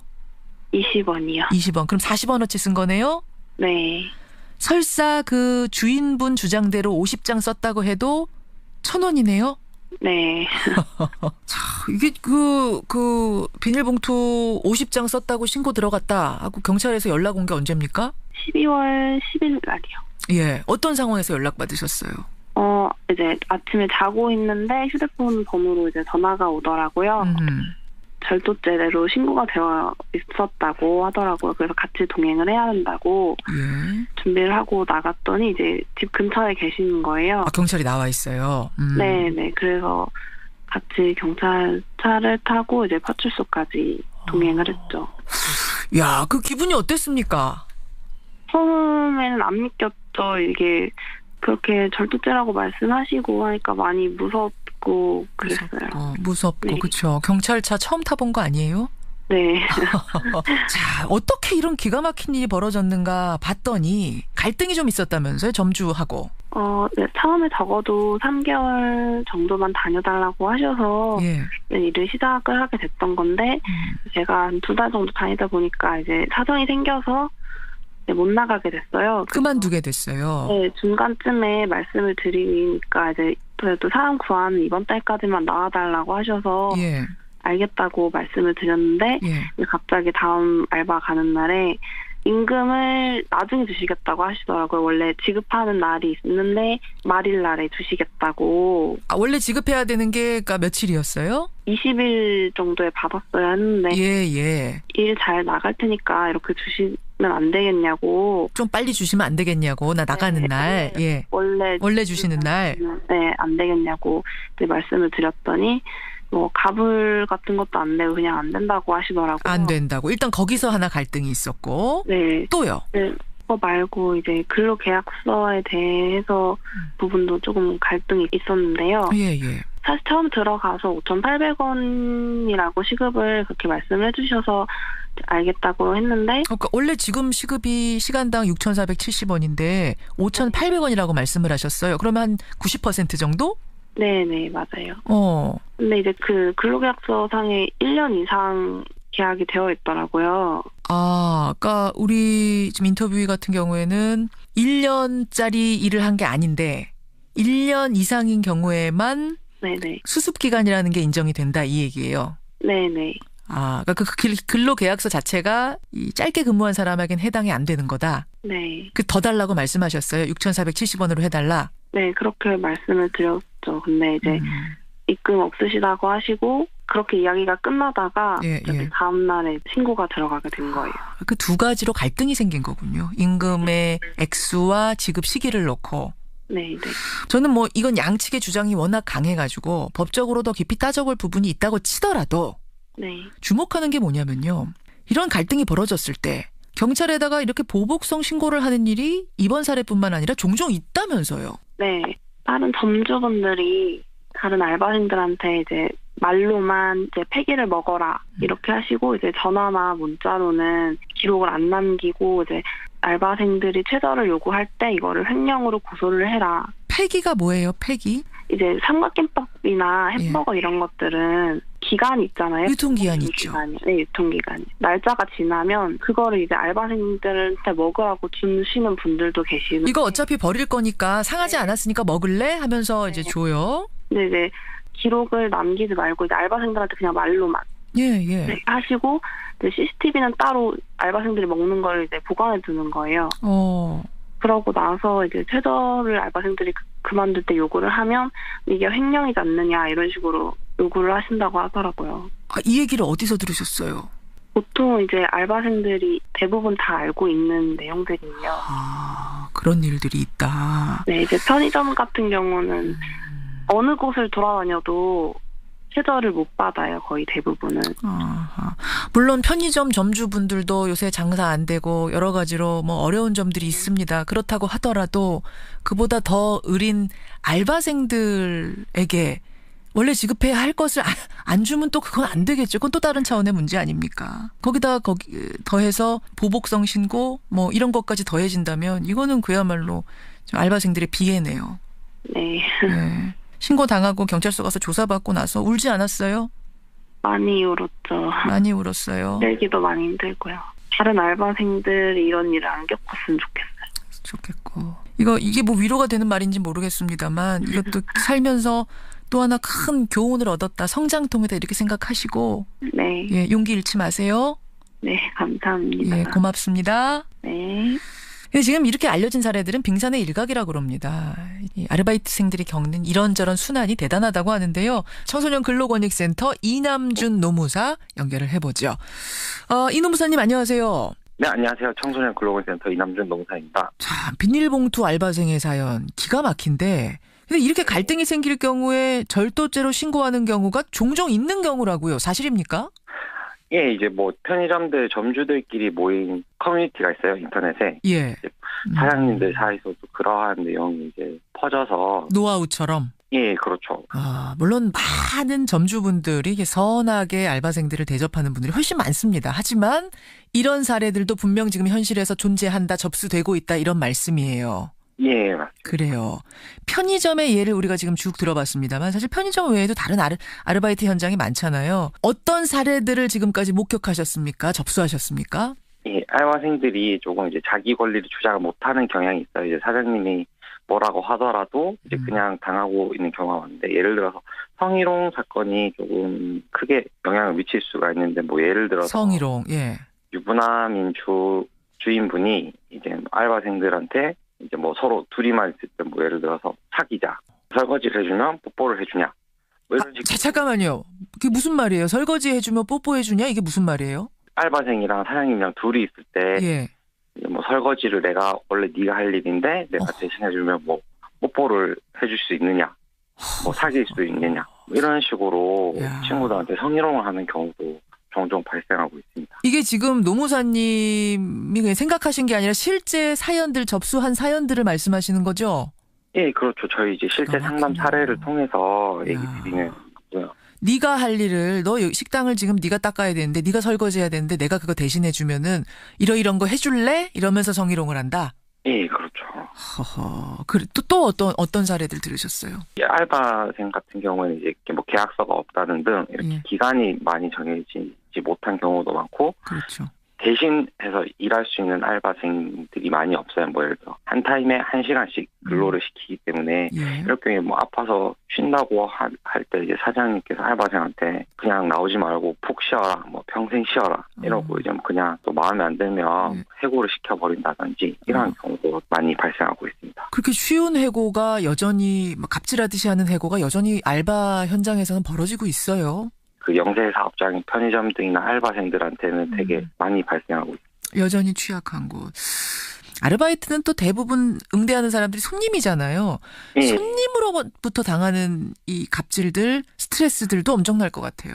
특히 뭐 마트에서 일하는 알바생들 같은 경우에는 이제 손님들의 행동을 제재하거나 뭐 일정한 행동을 제한시키는 경우가 되게 많아요. 보안 관리직이라든지 혹은 뭐 주차 관리라든지 카트 치우는 일이라든지 이런 거 알바생들이 많이 하잖아요. 손님들이 그러한 알바생들을 좀 쉽게 생각하는 경우가 있더라고요. 예. 뭐 손님들이 이러한 물건을 들고 가면 안 된다라고 할 때 너가 뭔데 그러냐. 또 심하게는 뭐 때린다든지 발생하고 있습니다. 지금 이제 사례들이 많이 접수가 됐을 것 같아요. 구체적인 사례들. 혹시 기억나는 좀 구체적인 사례가 있습니까? 이제 이거는 당구장에서 일하는 이제 여자 학생이었는데 고등학생이었는데 수능 끝나고 알바를 하는 학생인데 당구장. 이제 음료를 처음에 제공하게 되는데 거기 메뉴 중에 율무차라는 게 있었나 봐요. 율무차 드릴까요? 라고 물어봤는데 그때 있던 남자분이 신체 부위를 이렇게 비슷한 말로 대체를 해가지고 뭐 이렇게 뭐 유두차를 달라고 뭐 한다던가 이런 식으로 성희롱적인 발언을 하는 경우도 있었어요. 야, 이거는 좀 뭐 방송에 지금 내보낼 수도 없을 정도의 와, 이거는 얼굴이 정말 화끈거리게 하는 엄청난 성희롱인데 이런 발언들을 그냥 수시로 알바생들이 듣는다는 거예요. 주인한테도 듣고 손님한테도 듣고. 그렇죠. 이제 뭐 손님들한테도 듣기 때문에 더 힘들게 일할 수밖에 없는 환경이. 거기서 항의를 하면 어떻게 되는 거예요? 왜 그러시냐 하고 항의를 하게 되면. 그러한 얘기를 할 수 있는 권리가 있지만 이제 사장님 입장에서는 가게 손님이 떨어지기 때문에 그러한 경우는 참아라. 더 뭐 반응하지 말고 그냥 그대로 넘어가라. 그래서 더 힘들게 하는 경우가 많이 있습니다. 거기서 넘어가지 않고 한 번 더 항의하면은 화를 내면 그러면은 잘릴 수도 있는 거네요. 그렇죠. 이제 사장님이 너 왜 그런 식으로 일을 하냐. 너 때문에 영업에 방해가 된다. 손해가 된다. 뭐 이런 식으로 해서 친구들이랑 또 해고시키는 경우가 있고요. 알겠습니다. 뭐 이런 이야기 하다 보면 정말 밤을 샐 것 같네요. 지금 1시간도 모자랄 정도인데 이제 대안을 찾아야 됩니다. 알바들의 순환 이야기 우리 하루 이틀 들은 거 아닌데 왜 멈추질 않는 걸까요? 왜 뿌리 뽑히지 않는 걸까요? 저의 개인적인 생각으로는 아직 영세 사업장이나 뭐 취약계층 근로자들이 일하는 사업장에 대해서 근로감독이 약한 경향이 있는 것 같아요. 영세 사업장. 그래서 사장님들께서 그런 법 지키지 않아도 우리는 괜찮을 거야 아니면 처벌이 약하다 이런 인식이 많기 때문에 좀 단기적으로는 관리감독을 할 수 있는 근로감독을 강화시키는 방향이 중요할 것 같고 조금 이제 중장기적으로 보면 저희 인식이 바뀌어야지만 서로 상호 존중하면서 그러한 사장님과 알바생들의 관계가 형성될 수 있을 것 같아요. 그래서 이제 노동인권 교육이 많이 이루어지면 장기적으로 좋은 사장님과 근로자 관계가 형성될 수 있을 것 같다고 생각됩니다. 아르바이트생들을 가족처럼 대하는 사장님들 이런 고용주분들도 상당히 많습니다. 그런 분들까지 싸잡아서 우리가 욕할 필요는 없겠습니다만 여전히 남아있는 그 전 근대적인 갑질하는 사장님들 그런 손님들은 이번 기회에 이 방송 들으시고라도 좀 정신 차리셨으면 좋겠고요. 말씀하신 대안들 잘 실천이 됐으면 좋겠습니다. 네, 맞습니다. 예, 여기까지 오늘 말씀 듣죠. 고맙습니다. 네, 감사합니다. 청소년 근로건센터 이남준 노무사였습니다. 예, 이남준 노무사였습니다.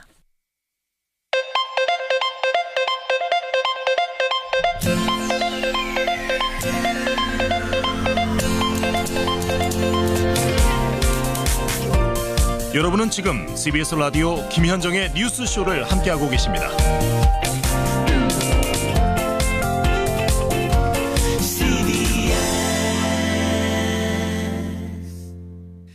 인기 아이돌 그룹이죠. 샤이니의 종현 씨가 스스로 목숨을 끊으면서 우리나라뿐만 아니라 세계 곳곳의 한류 팬들이 큰 충격을 받고 있습니다.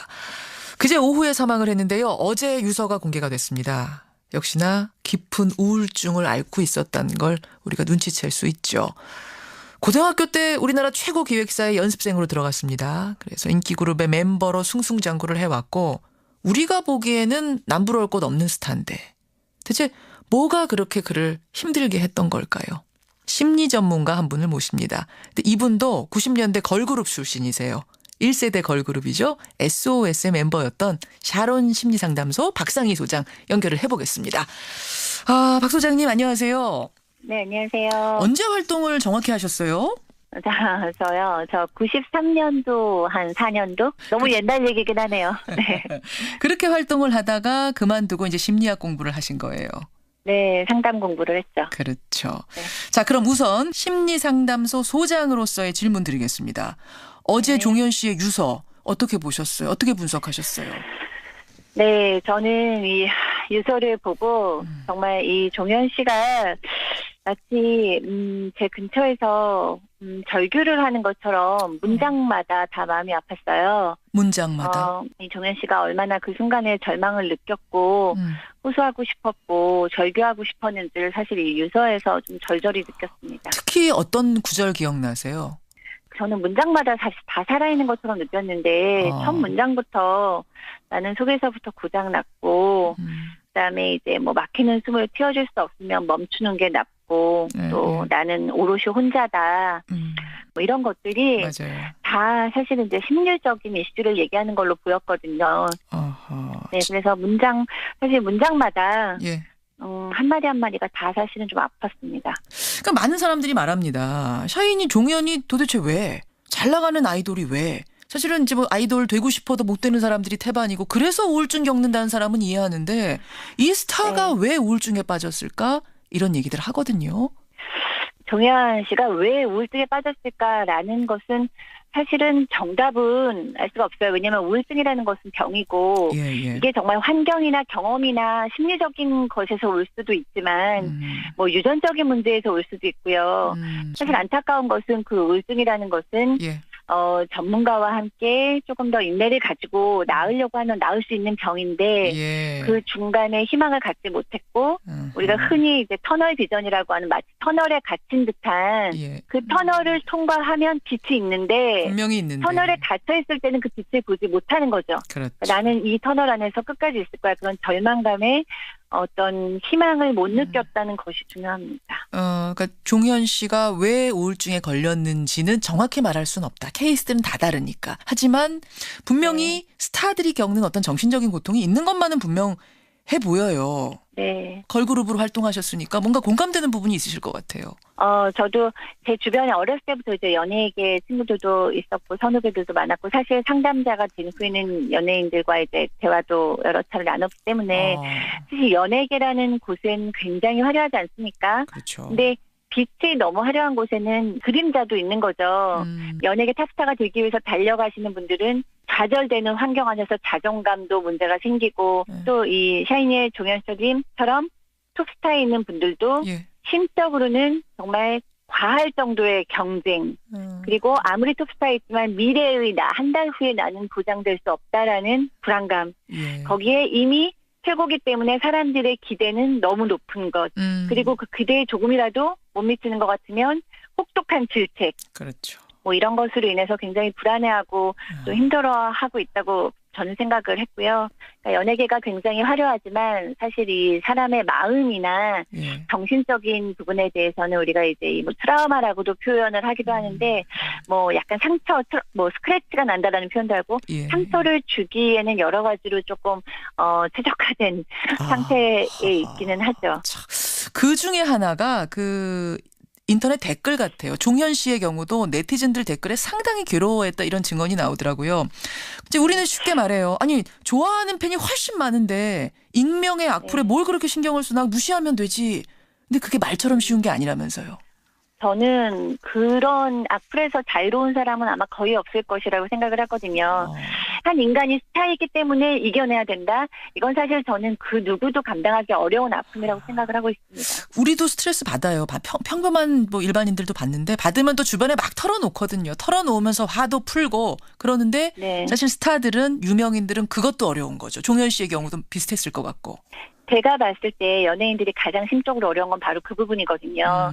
뭐냐면 연예인들은 보여줘야 하는 직업이고 이미지의 직업이기 때문에 좋은 모습만 보여야 하지 않습니까? 그렇죠. 그러다 보면은 그 얘기를 누군가한테 하지 못하고 나 혼자 이겨낼 수 있어. 난 할 수 있어. 난 강해. 이렇게 생각을 하다가 결국에는 내 의지로는 어떻게 해볼 수 없는 우울증이라는 어떻게 보면 벽에 갇히는 걸 수도 있거든요. 그래서 내 얘기를 할 수 없는 직업이라는 거, 내가 보여줘야 하는 직업이라는 게 연예인들 톱스타들이 결국에는 이제 우울증에 빠지는 어떤 큰 이유라고 저는 봅니다. 말씀 듣고 보니까 아까 그러셨잖아요. 정신적으로 피폐해지기에, 정신적으로 상처받기에 최적화된 환경이 연예계다. 그 말이 딱 맞네요. 네, 맞습니다. 화려해 보이지만 굉장히 그 보이지 않는 것에서는 감당해야 될 것이 많은 직업 같습니다. 저는 또 하나 걱정되는 게 이렇게 유명 스타가 스스로 목숨을 끊고 나면 이어지는 베르테르 효과. 따라서 또 팬들도 이 결정해서는 안 되는 결정을 해버리는 이런 게 있을까 봐 걱정이 되는데 나오신 김에 우울감이 이렇게 느껴질 때 어떻게 대처해야 되는가? 혹은 주변에서 그런 사람 발견하면 우리가 어떻게 해줘야 되는가? 요 팁을 하나 좀 주세요. 네, 일단 내가 너무 우울하면 나 스스로 그걸 이제 헤쳐나오려고 하는 노력보다는 누군가의 손을 잡고 함께 나오시는 게 가장 쉬운 방법이죠. 옆에 내 가족이나 친구나 뭐 연인이나 있으면 참 좋고요. 그게 아니면 이제 전문가의 손을 붙잡을 필요도 있는데 그럼 또 저한테 질문하실 것 같아요. 이번에 이 종현 씨도 치료를 받았다고 나오고 있기 때문에 맞아요. 뭐 찾아가도 아무 소용 없는 거 아니냐라고 얘기를 하실 수가 있는데요. 또 전문가가 아무리 노력을 한다고 해도 서로 또 조금 안 맞을 수도 있는 거죠.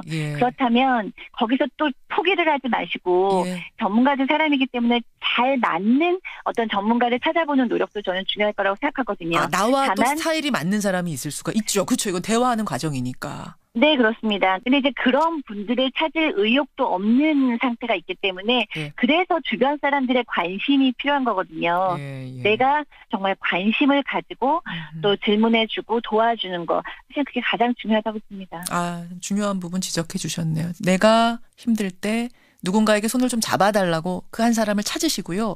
옆에서 힘들어 보이면 그 한 사람이 돼주세요. 여러분께서. 굉장히 중요한 부분입니다. 자, 아이돌 스타 종현 씨의 죽음을 계기로 해서 우리 이 스타들의 우울증, 우울감에 대한 얘기 나눠봤습니다. 소장님 도움 말씀 고맙습니다. 고맙습니다. 샤론 심리상담소 박상희 소장이었습니다.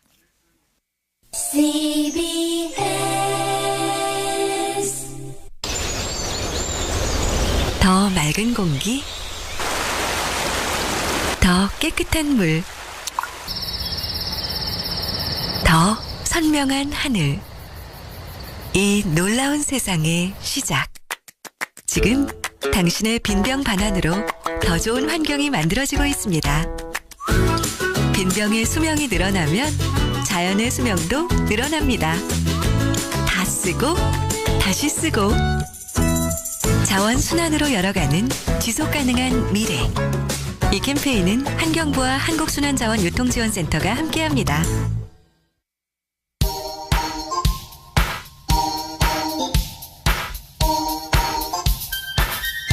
김현정의 뉴스쇼 CBS 라디오와 함께하고 계십니다.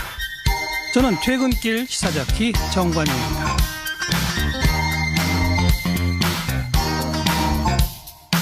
청취자 전재현님, 요즘요 편의점들 너무 많아져서 현실적으로 최저임금 주는 것 자체도 힘든 곳이 많습니다. 그러니까 주인분들의 힘든 점도 있습니다. 하지만 그렇다고 보복성 고소는 안 되죠 하셨어요. 3820님, 보복성 신고는 무고죄를 적용해야 된다고 봅니다 하셨는데 근데 지금 이게 봉투 2장을 어쨌든 쓰기는 썼다는 거거든요. 40원어치를. 그래서 무고죄, 요건 잠시 후에 제가 재판정에서 두 분의 변호사한테 한번 질문해 보겠습니다.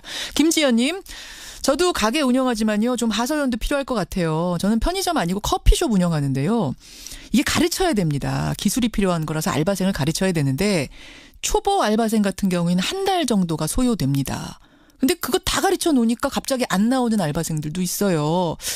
그러다 보니까 점주들도 뭐 이래저래 계약서 같은 것도 쓰고 그러는데 그게 또 소용 없어지는 경우도 많다. 운영하는 분들의 애로사항도 좀 이해해달라 이런 문자도 들어오고요. 하지만 이번 편의점 봉투 2장 사건 같은 경우에는 어떻게 해명의 여지가 없다는 것에 대해서는 이 매장 운영하시는 분들도 좀 문자로 다 너무했다라는 문자 주고 계십니다. 게다가 20살이었습니다. 이 알바생이 처음 알바하는 거였는데 많이 울었대요. 경찰한테 잡혀가면서 그 경찰차 타고 가면서 심정이 오죽했겠습니까? 아이돌 스타죠.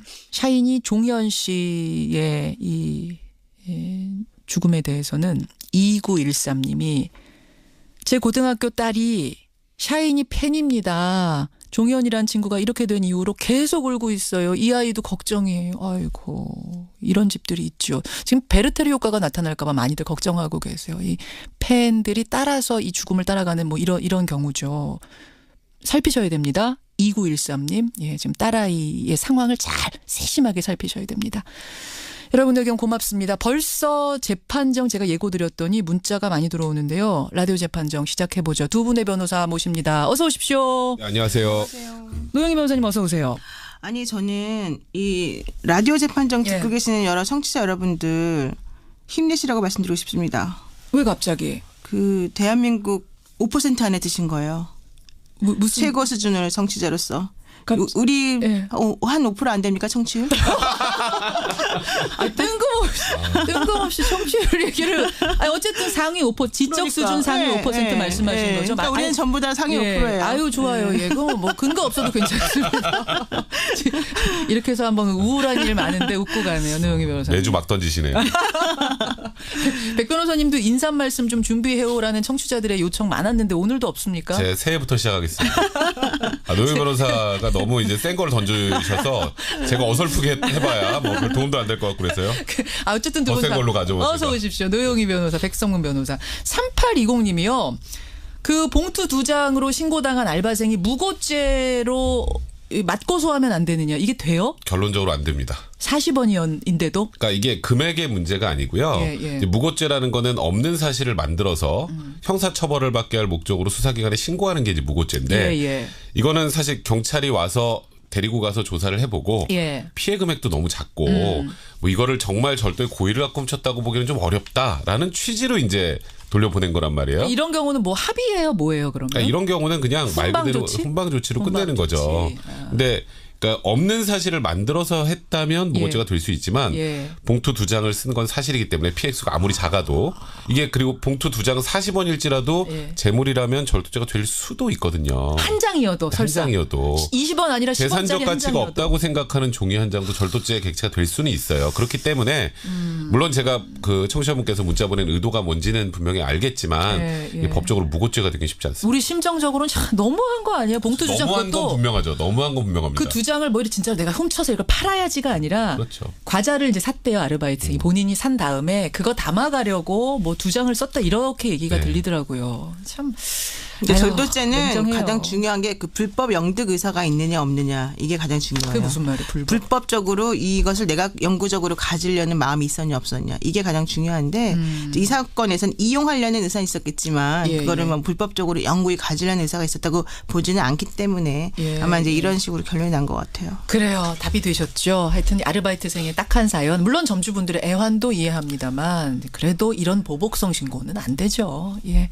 이야기 먼저 나눴고 재판정 주제에 들어가야 될 텐데 그나저나 두 분은 그 회식이 많은 걸 제가 알고 있는데 기분 좋은 회식 말고 기분 좋지 않게 언짢게 끝나는 것도 가끔 있죠, 백 변호사님. 저는 이제 보통 이제 술자리에 딱 가보면 그날 시작하고 한 30분 지나면 대략 오늘은 기분 좋은 회식이구나 아니구나가 나와요.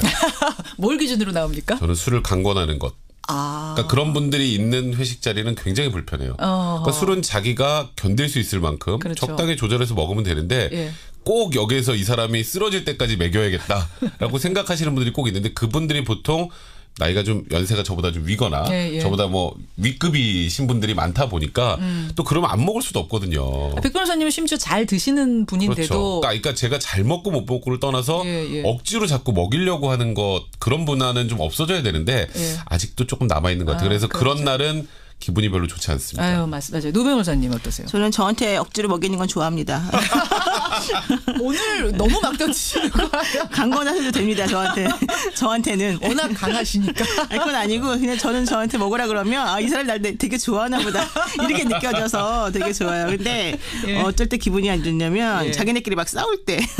말도 안 되는 거 가지고 막 상대방 말꼬리에서 그 트집 잡을 때 그리고 좀 목소리 크게 하면서 화내고 그럴 때 좀 안 좋아요. 그러니까 주사 있는 분들 중에 싸운 거는 주사 있는 분들이 낀 술자리 치고는 유쾌한 거 못 봤어요. 그래서 그럴 때는 빨리 피하는 게 상책이다. 자, 오늘 라디오 재판정의 주제가 바로 이겁니다. 연말연시 회식 자리에서 벌어질 수 있는 여러 가지 법적 다툼들에 대해서 오늘 얘기를 해볼까 하는데 청취자 여러분의 질문 받습니다. 회식 자리에서 벌어질 수 있는 애매한 상황들 뭐든지 좋습니다. 막 보내주세요. 50원의 단문 100원의 장문 유료 문자 샵 1212 카톡 레인보우까지 열어놓고 여러분의 질문 받으면서 시작을 할 텐데 먼저 노 변호사님. 최근에 화제가 됐던 사건 하나가 있어요. 그것부터 소개를 좀 해주시죠.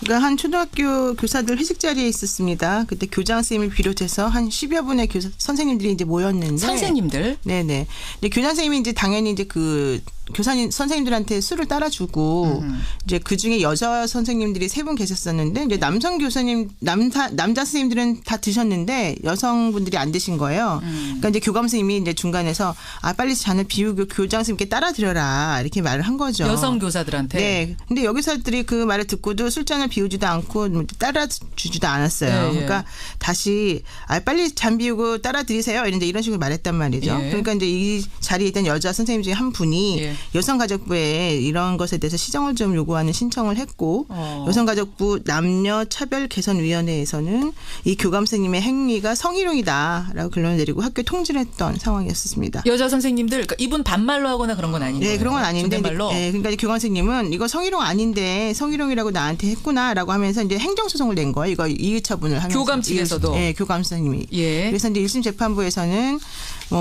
아니다. 이거 성희롱으로 볼 수 없다라는 얘기를 했고요. 그래서 2심, 3심까지 다 같은 방식으로 확정이 된 거죠. 아, 결국은 그러면은 무죄 판결이 네, 성희롱이라고 볼 수 없고 아니다? 그래서 성희롱을 전제로 한 교감 선생님에 대한 그 행정 처분은 옳지 않다. 이게 이제 결론이었습니다.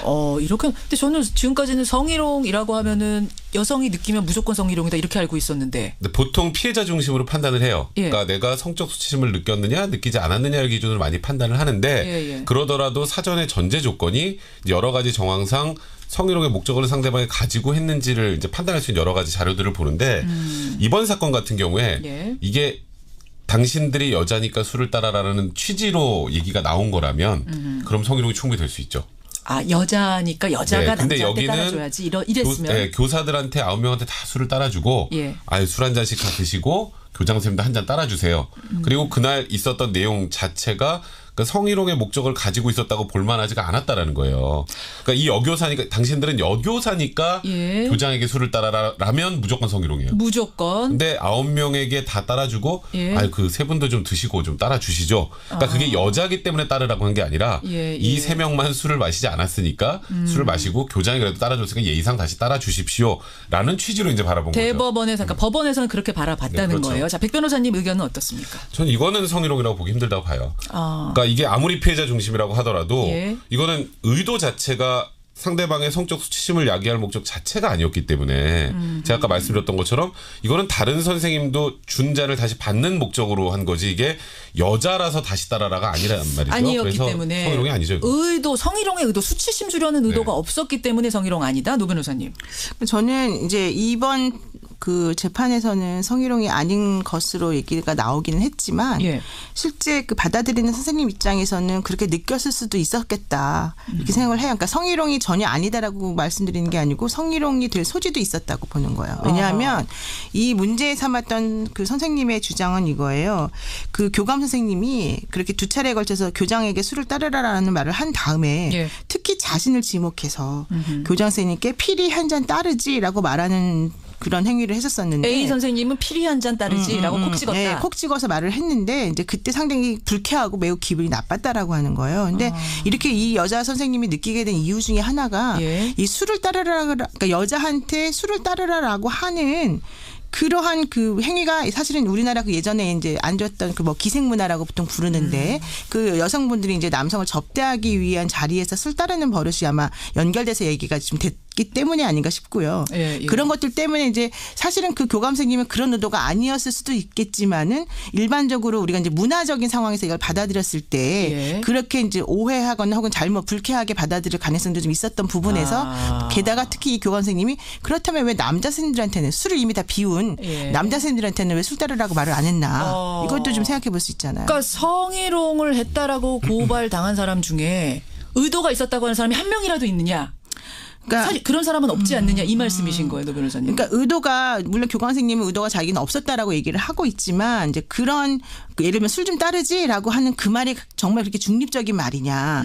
중립적이지 않을 수 있다. 왜냐하면 그 과거에부터 그 이 말이라고 하는 것이 가지고 있는 의미가 관습이 깔려 있지 않겠느냐, 백 변호사님. 그러니까 마치 그런 부분들이 관습적으로 내려왔던 거에 대해서는 개선을 반드시 해야겠죠. 그런데 이번 상황 같은 경우에 도덕적으로 뭐 문제가 될 소지가 지금 조금 전에 노 변호사님 말씀하신 것처럼 조금은 있을 수도 있을 것 같아요. 하지만 이 정도를 가지고 학교에서 징계를 받아야 된다. 이제 행정 처분을 받아야 된다는 조금 별개 문제인 것 같아요. 그 정도 이게 성희롱이 저는 아니라고 보는데 이 정도면 설사 100번 양보해서 아주 약한 수준 정도의 성희롱이라고 할지라도 이걸 가지고 그러면 교감에 인사에 뭔가 불이익을 줄 정도의 그렇게 강력한 성희롱이라고 볼 수 있느냐.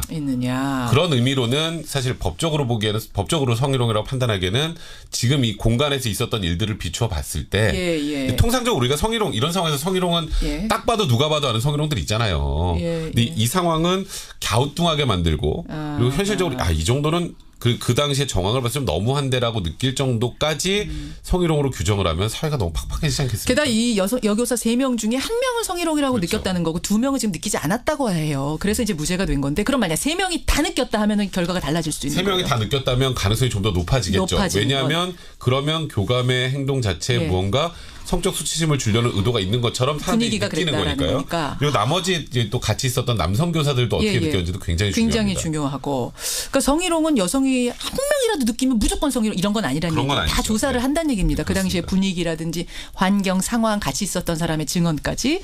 자, 그럼 여기서 경우의 수를 좀 대입해 보겠습니다. 지금 같은 경우는 교장 선생님 남자, 교감 선생님 남자, 그리고 여교사 3명이었어요. 근데 만약 이 상황에서 교장이 여성이었다면 교장 여자, 교감 남자, 교사들 여성 이런데 이제 교감 선생님이 여성 교사들한테 여자 교장 선생님한테 따르라 이랬어요. 이러면 이건 어떻습니까? 통상적으로 성희롱이 안 될 가능성이 매우 높죠. 매우 높은데 거기에 이제 술을 따르라고 한 사람이 교감 선생님이 남자라면 예, 그러니까요. 그 교감이 무언가 성적 의도를 가지고 이 여교사들에게 이 여교장의 술을 따르라고 했는데 여교장이 술 따르는 과정에서 교감이 무언가 성적 수치심을 유발하면서 따랐다면 그렇다면 성희롱이 될 수도 있죠. 이게 여자 관계라고 해서 절대 성희롱이 안 된다는 아니에요. 예. 그러니까 어떻습니까? 노 변호사님 동의하세요? 따르라고 한 사람은 남자예요. 네. 그러니까 기본적으로 뭐 그 대상이 남자든 여자든 간에 혹은 동성이든 간에 그런 거가 상관없이 이제 성적 수치심을 느낄 정도의 상황이었다라고 한다면 여자 교장 선생님에게 여자 선생님 보고 따르라라고 해도 사실은 성희롱이 될 수가 있는 거죠. 근데 이제 그런 경우에는 대부분 성적으로 받아들이지 않기 때문에 받아들이는 입장을 고려해 봤을 때도 성희롱이 안 될 가능성이 있다는 거죠. 그럼 이제 직장으로 한번 이 자리를 옮겨보겠습니다. 남자 직원들 막 신입들이 들어왔어요. 여자 상사가 중간에 그 낀 사람도 여자예요. 이 신입 직원들한테 우리 여자 상사한테 너희 남자 신입들이 좀 따라봐라고 했어요. 이 경우 당연히 되죠. 당연히 성희롱입니다. 당연히 됩니다. 이게 그러니까 항상 이 성범죄 그다음에 성추행 뭐 성희롱 모두 피해자가 여자라고만 이제 생각하고 있는 게 일반적인 사회 뭐 통념이라고 봐야 될 것 같은데 실제로 요즘에는 남자 피해자들이 굉장히 많습니다. 이게 특히 직장 내에서는 서열 관계가 있기 때문에 위에 상사가 여자인데 밑에 신입 직원이 남자인 경우에 성희롱이나 성추행 요즘에 꽤 많이 신고 접수돼요. 그래서 남자도 피해자가 분명히 될 수 있고요. 이게 뭐 성희롱이라는 게 상대 대상이 여자만 한정되는 건 절대 아니다. 이 경우에는 뭐 성희롱 요소가 있다면 여자가 남자에게 하는 것도 물론 성희롱이 될 수 있는 겁니다. 그게 예전에 그런 게 있었어요. 폭로라고 하는 외국 영화가 있었었는데 그때 데미 무어하고 마이클 더글라스가 주인공이었거든요. 근데 이 영화가 나왔을 때만 해도 이게 2009년도인가 2000몇 년도인가 초창기였었는데 그때만 해도 여성이 남성에 대해서 성희롱을 하거나 여성이 남성에 대해 성폭행한다는 개념을 상상을 할 수가 없었었고 우리 형법에도 그 성폭행의 주체는 오로지 남자였던 적이 있었어요. 규정 자체가 부녀에 대한 성폭행이 규정됐기 때문에 그랬지만 사실 현실에서는 그렇지 않은 경우가 훨씬 많았다. 예를 들면 일반 직장에서도 좀 나이 많은 여성 상사가 나이 어린 젊은 남자 부하 직원들을 놀리거나 성적으로 희롱하는 경우가 상당히 많다라고 하는 게 이제 이 영화를 통해서도 많이 밝혀졌었는데 그렇게 꼭 반드시 남자 여자를 떠나서 기본적으로 상대방이 나에게 성적 수치심을 일으킬 정도의 불쾌한 언동이나 행위를 했다면 사실 그 전부 다 성희롱 개념이 들어가는 거죠. 지금 제일 많이 들어오는 문자는 이런 문자입니다. 연민호님 같은 문자. 각자 마시세요. 왜 누구한테 따라라 말아라 권하고 이 문자가 제일 많이 들어옵니다. 저는 그래서 누구 따라주지도 않고 따라 달라고 하지도 않아요. 그냥 각 1병씩 하나씩 들고 부족하면 한 병씩 알아서 시키고 나눠 먹을 사람들 나눠 먹고. 사회가 점점 팍팍해지네요. 아니, 그러니까 저는 그 팍팍보다 그냥 자기 주량에 맞춰서 알아서 드십시다. 그래서 남는 술 있으면 저 주세요. 그냥 병채로 갖고 와서. 그런 사람들도 있잖아. 자기 앞에 술잔이 비었어요. 다 마시고. 근데 또 마시고 싶은데 안 따라주니까 안 마시는 거예요. 그런 사람 좀 이상하지 않아요? 꽤 많아요. 그러니까 근데 우리 문화에서는 남이 안 따라주면 안 먹는다라는 뭔가 암묵적인 게 있나 봐서 저는 그런 게 보면 좀 이상해서 제가 그냥 따라주거든요. 그러면 쟤네 맨날 나한테 술만 먹여도 이렇게 생각할 수 있어요. 자, 여기서 청취자 질문 하나 가겠습니다. 그 질문이 들어왔어요. 박상호 님이 술을 마시기 싫은 사람에게 요즘 회식 자리 가면 송년회 가면 강권하는 사람들 이거 법적으로는 어떻게 되는 겁니까? 강권죄. 법적. 뭐 이론적으로는요. 형법상 강요죄에 해당할 수 있어요. 무슨 죄요? 강요죄. 강요죄. 네, 그러니까 강요죄라는 게 그 권리 행사를 방해하거나 의무 없는 일을 하게 할 때 성립하는 범죄입니다. 술 따를 의무 있나요, 법적으로? 없죠. 그러니까 술 그리고 억지로 먹을 이유도 없잖아요. 이제 그런 식으로 뭔가 술을 강권하고 억지로 먹이고 힘들게 만들면 이론상 형법상 강요죄도 될 수 있습니다. 근데 지금 이론상이라고 하시는 이유는 실제로 이걸 가지고 강요죄로 뭐 고소고발까지 가는 게 그렇게 많지는 않아서요. 그런 경우에는 보통 나 저 사람은 술 못 먹겠다. 이제 다음부터 저 사람 안 먹어야지 하고 피하는 경우가 근데 많죠. 정말 마음 먹고 그 녹음해가지고 강요죄다 이러면 걸린다는 얘기예요? 그럴 수 있죠. 걸릴 수도 있죠. 충분히 됩니다. 있다는 얘기고. 그러면 조금 더 나아가서 회식에 참석을 강요당하는 경우. 그러니까 우리 이제 사회생활하다 보면 이번 12월 26일 회식 우리 전체 참석이에요. 한 명도 빠지지 마세요. 이런 경우들 있잖아요. 근데 한 사람이 빠졌어요. 신입이 그것도 맨 마지막 신입이. 이런 경우에 뭐 인사상 불이익을 준다. 이러면 이거 어떻게? 원래는 그런 걸 가지고 인사상 불이익을 주면 안 되겠죠. 그러나 이제 그 회사에서 회식에 전부 다 참석하라고 하는 것은 이제 그 사내 분위기라던가 이제 다른 사람과 관계 같은 것들을 좋게 해가지고 뭔가 좀 업무에 도움이 되고자 하는 그런 측면이잖아요. 근데 이제 그런 측면이라고 하는 것도 예를 들면은 우리 회사는 이런 게 매우 중요하기 때문에 회식에 참여하는 것도 이 업무의 일환입니다라는 게 아주 규정이 돼 있다거나 그런 것이 명확하게 처음부터 양해가 되어 있었다 그러면 모르겠지만 그게 아닌 상황에서는 사실 본인이 볼 일이 있어서 못 가는 것에 대해서까지 인사상 불이익을 주는 건 말이 안 되는 거죠. 그렇죠. 그 문제가 된다는 거예요, 법적으로. 그럼요. 네, 그렇죠. 자, 이런 질문도 하나 들어옵니다. 회식 자리에 갔습니다. 그런데 술에 누군가 심하게 취해서 욕설을 했어요. 이거는 뭐 어떤 죄에 걸리는 게 있을 수 있나요? 둘이 있을 때는 욕해도 괜찮습니다. 이런 말은 1대1은 돼요? 1대1은 이거는 밀폐된 공간이고 밀폐된 공간이 아닌 경우에는 모욕죄 되죠. 모욕죄라는 게 이제 제일 중요한 게 공연성이라고 해서 다른 사람도 들어야 돼요. 모욕죄. 그러니까 들을 가능성이 있는 거. 전파 가능성이 있어야 돼요. 안 들어도 들을 가능성만 있으면 되니까 공간이 개방적이면 또 모욕죄가 성립이 되죠. 뭐 호프집 이런 데서 하면 호프집에서는 충분히 될 수 있죠. 그러니까 그래서 보통 제가 우스갯소리를 정말 상대방한테 억한 심정이 있으면 귀에다 대고 소리 지르죠. 그럴 때는 이제 법적으로 모욕죄 안 됩니다. 그럴 때는 폭행죄가 될 수 있습니다. 너무 크게 하면. 많은 분들이 궁금증을 지금 보내주고 계시는데 근데 또 거기서 하나 중요한 쟁점이 있잖아요. 어떤 거요? 술이 너무 많이 취해가지고 내가 무슨 말인지도 모르고 욕했는데 이거 주치 감경해야 된다. 의사무능력으로. 심신미약이다 이런 거죠. 청취자 정성화님은 근데 이런 일로 법정에 계속 오르내리면요 조직이 무너집니다. 조직 단합이 상당히 중요한데 이러다 보면 회식에서 그 사람은 자꾸 제외된다, 빼게 된다. 이런 조직 현실적인 얘기. 정말 중요한 일이죠. 하지만 그것도 정도를 지켜가면서 해야 되는 거예요. 그러니까 무언가 개인의 자유를 박탈해가면서 그러니까 회식 참여 안 하면은 뭔가 인사상 불이익을 주고 회식 가기만 하면 술 억지로 막 엄청나게 먹이고 이런 것까지 다 회사의 단합을 위해서 해야 된다라는 건 너무 가혹하다는 생각이 듭니다. 조직 단합을 꼭 술로 해야 될 건 아니고 그분이 빠지면 술값이 1인분 빠지는 거 아닙니까? 좋게 생각합시다. 강주희님 술잔에다가 상사 몰래 물을 따르면 사기죄입니까? 아니죠. 사기는 돈을 받아내야 사기고요. 거짓말, 단순 거짓말은 사기죄 아닙니다. 강주희님 계속 따르셔도 괜찮겠고요. 그런가 하면 여성들도 신규 남자 교사한테 장난치는 사람 많다고 아마 이분이 교사하신 것 같아요. 그리고 아주머니들의 입담이 참기 어려울 때 흔합니다라는 맞습니다. 4033님 남성분이시죠. 이런 지금 제보도 들어오고 있고요. 많은 분들이 술자리에서 곤란 겪은 일들이 많네요. 지금 저희가 쭉 정리를 하고 있는 중인데 시간이 다 돼서 두 분 가시고 난 후에 이 질문들 제가 따로 질문 드릴게요. 그래서 확실히 시간이 모자르네요. 시간 모자르네 진짜. 여기까지 라디오 재판정 오늘 회식, 송년 모임에 얽힌 법적 다툼들 궁금증 풀어봤습니다. 두 분 고생하셨습니다. 네, 고맙습니다. 백성문 변호사, 노영희 변호사였습니다.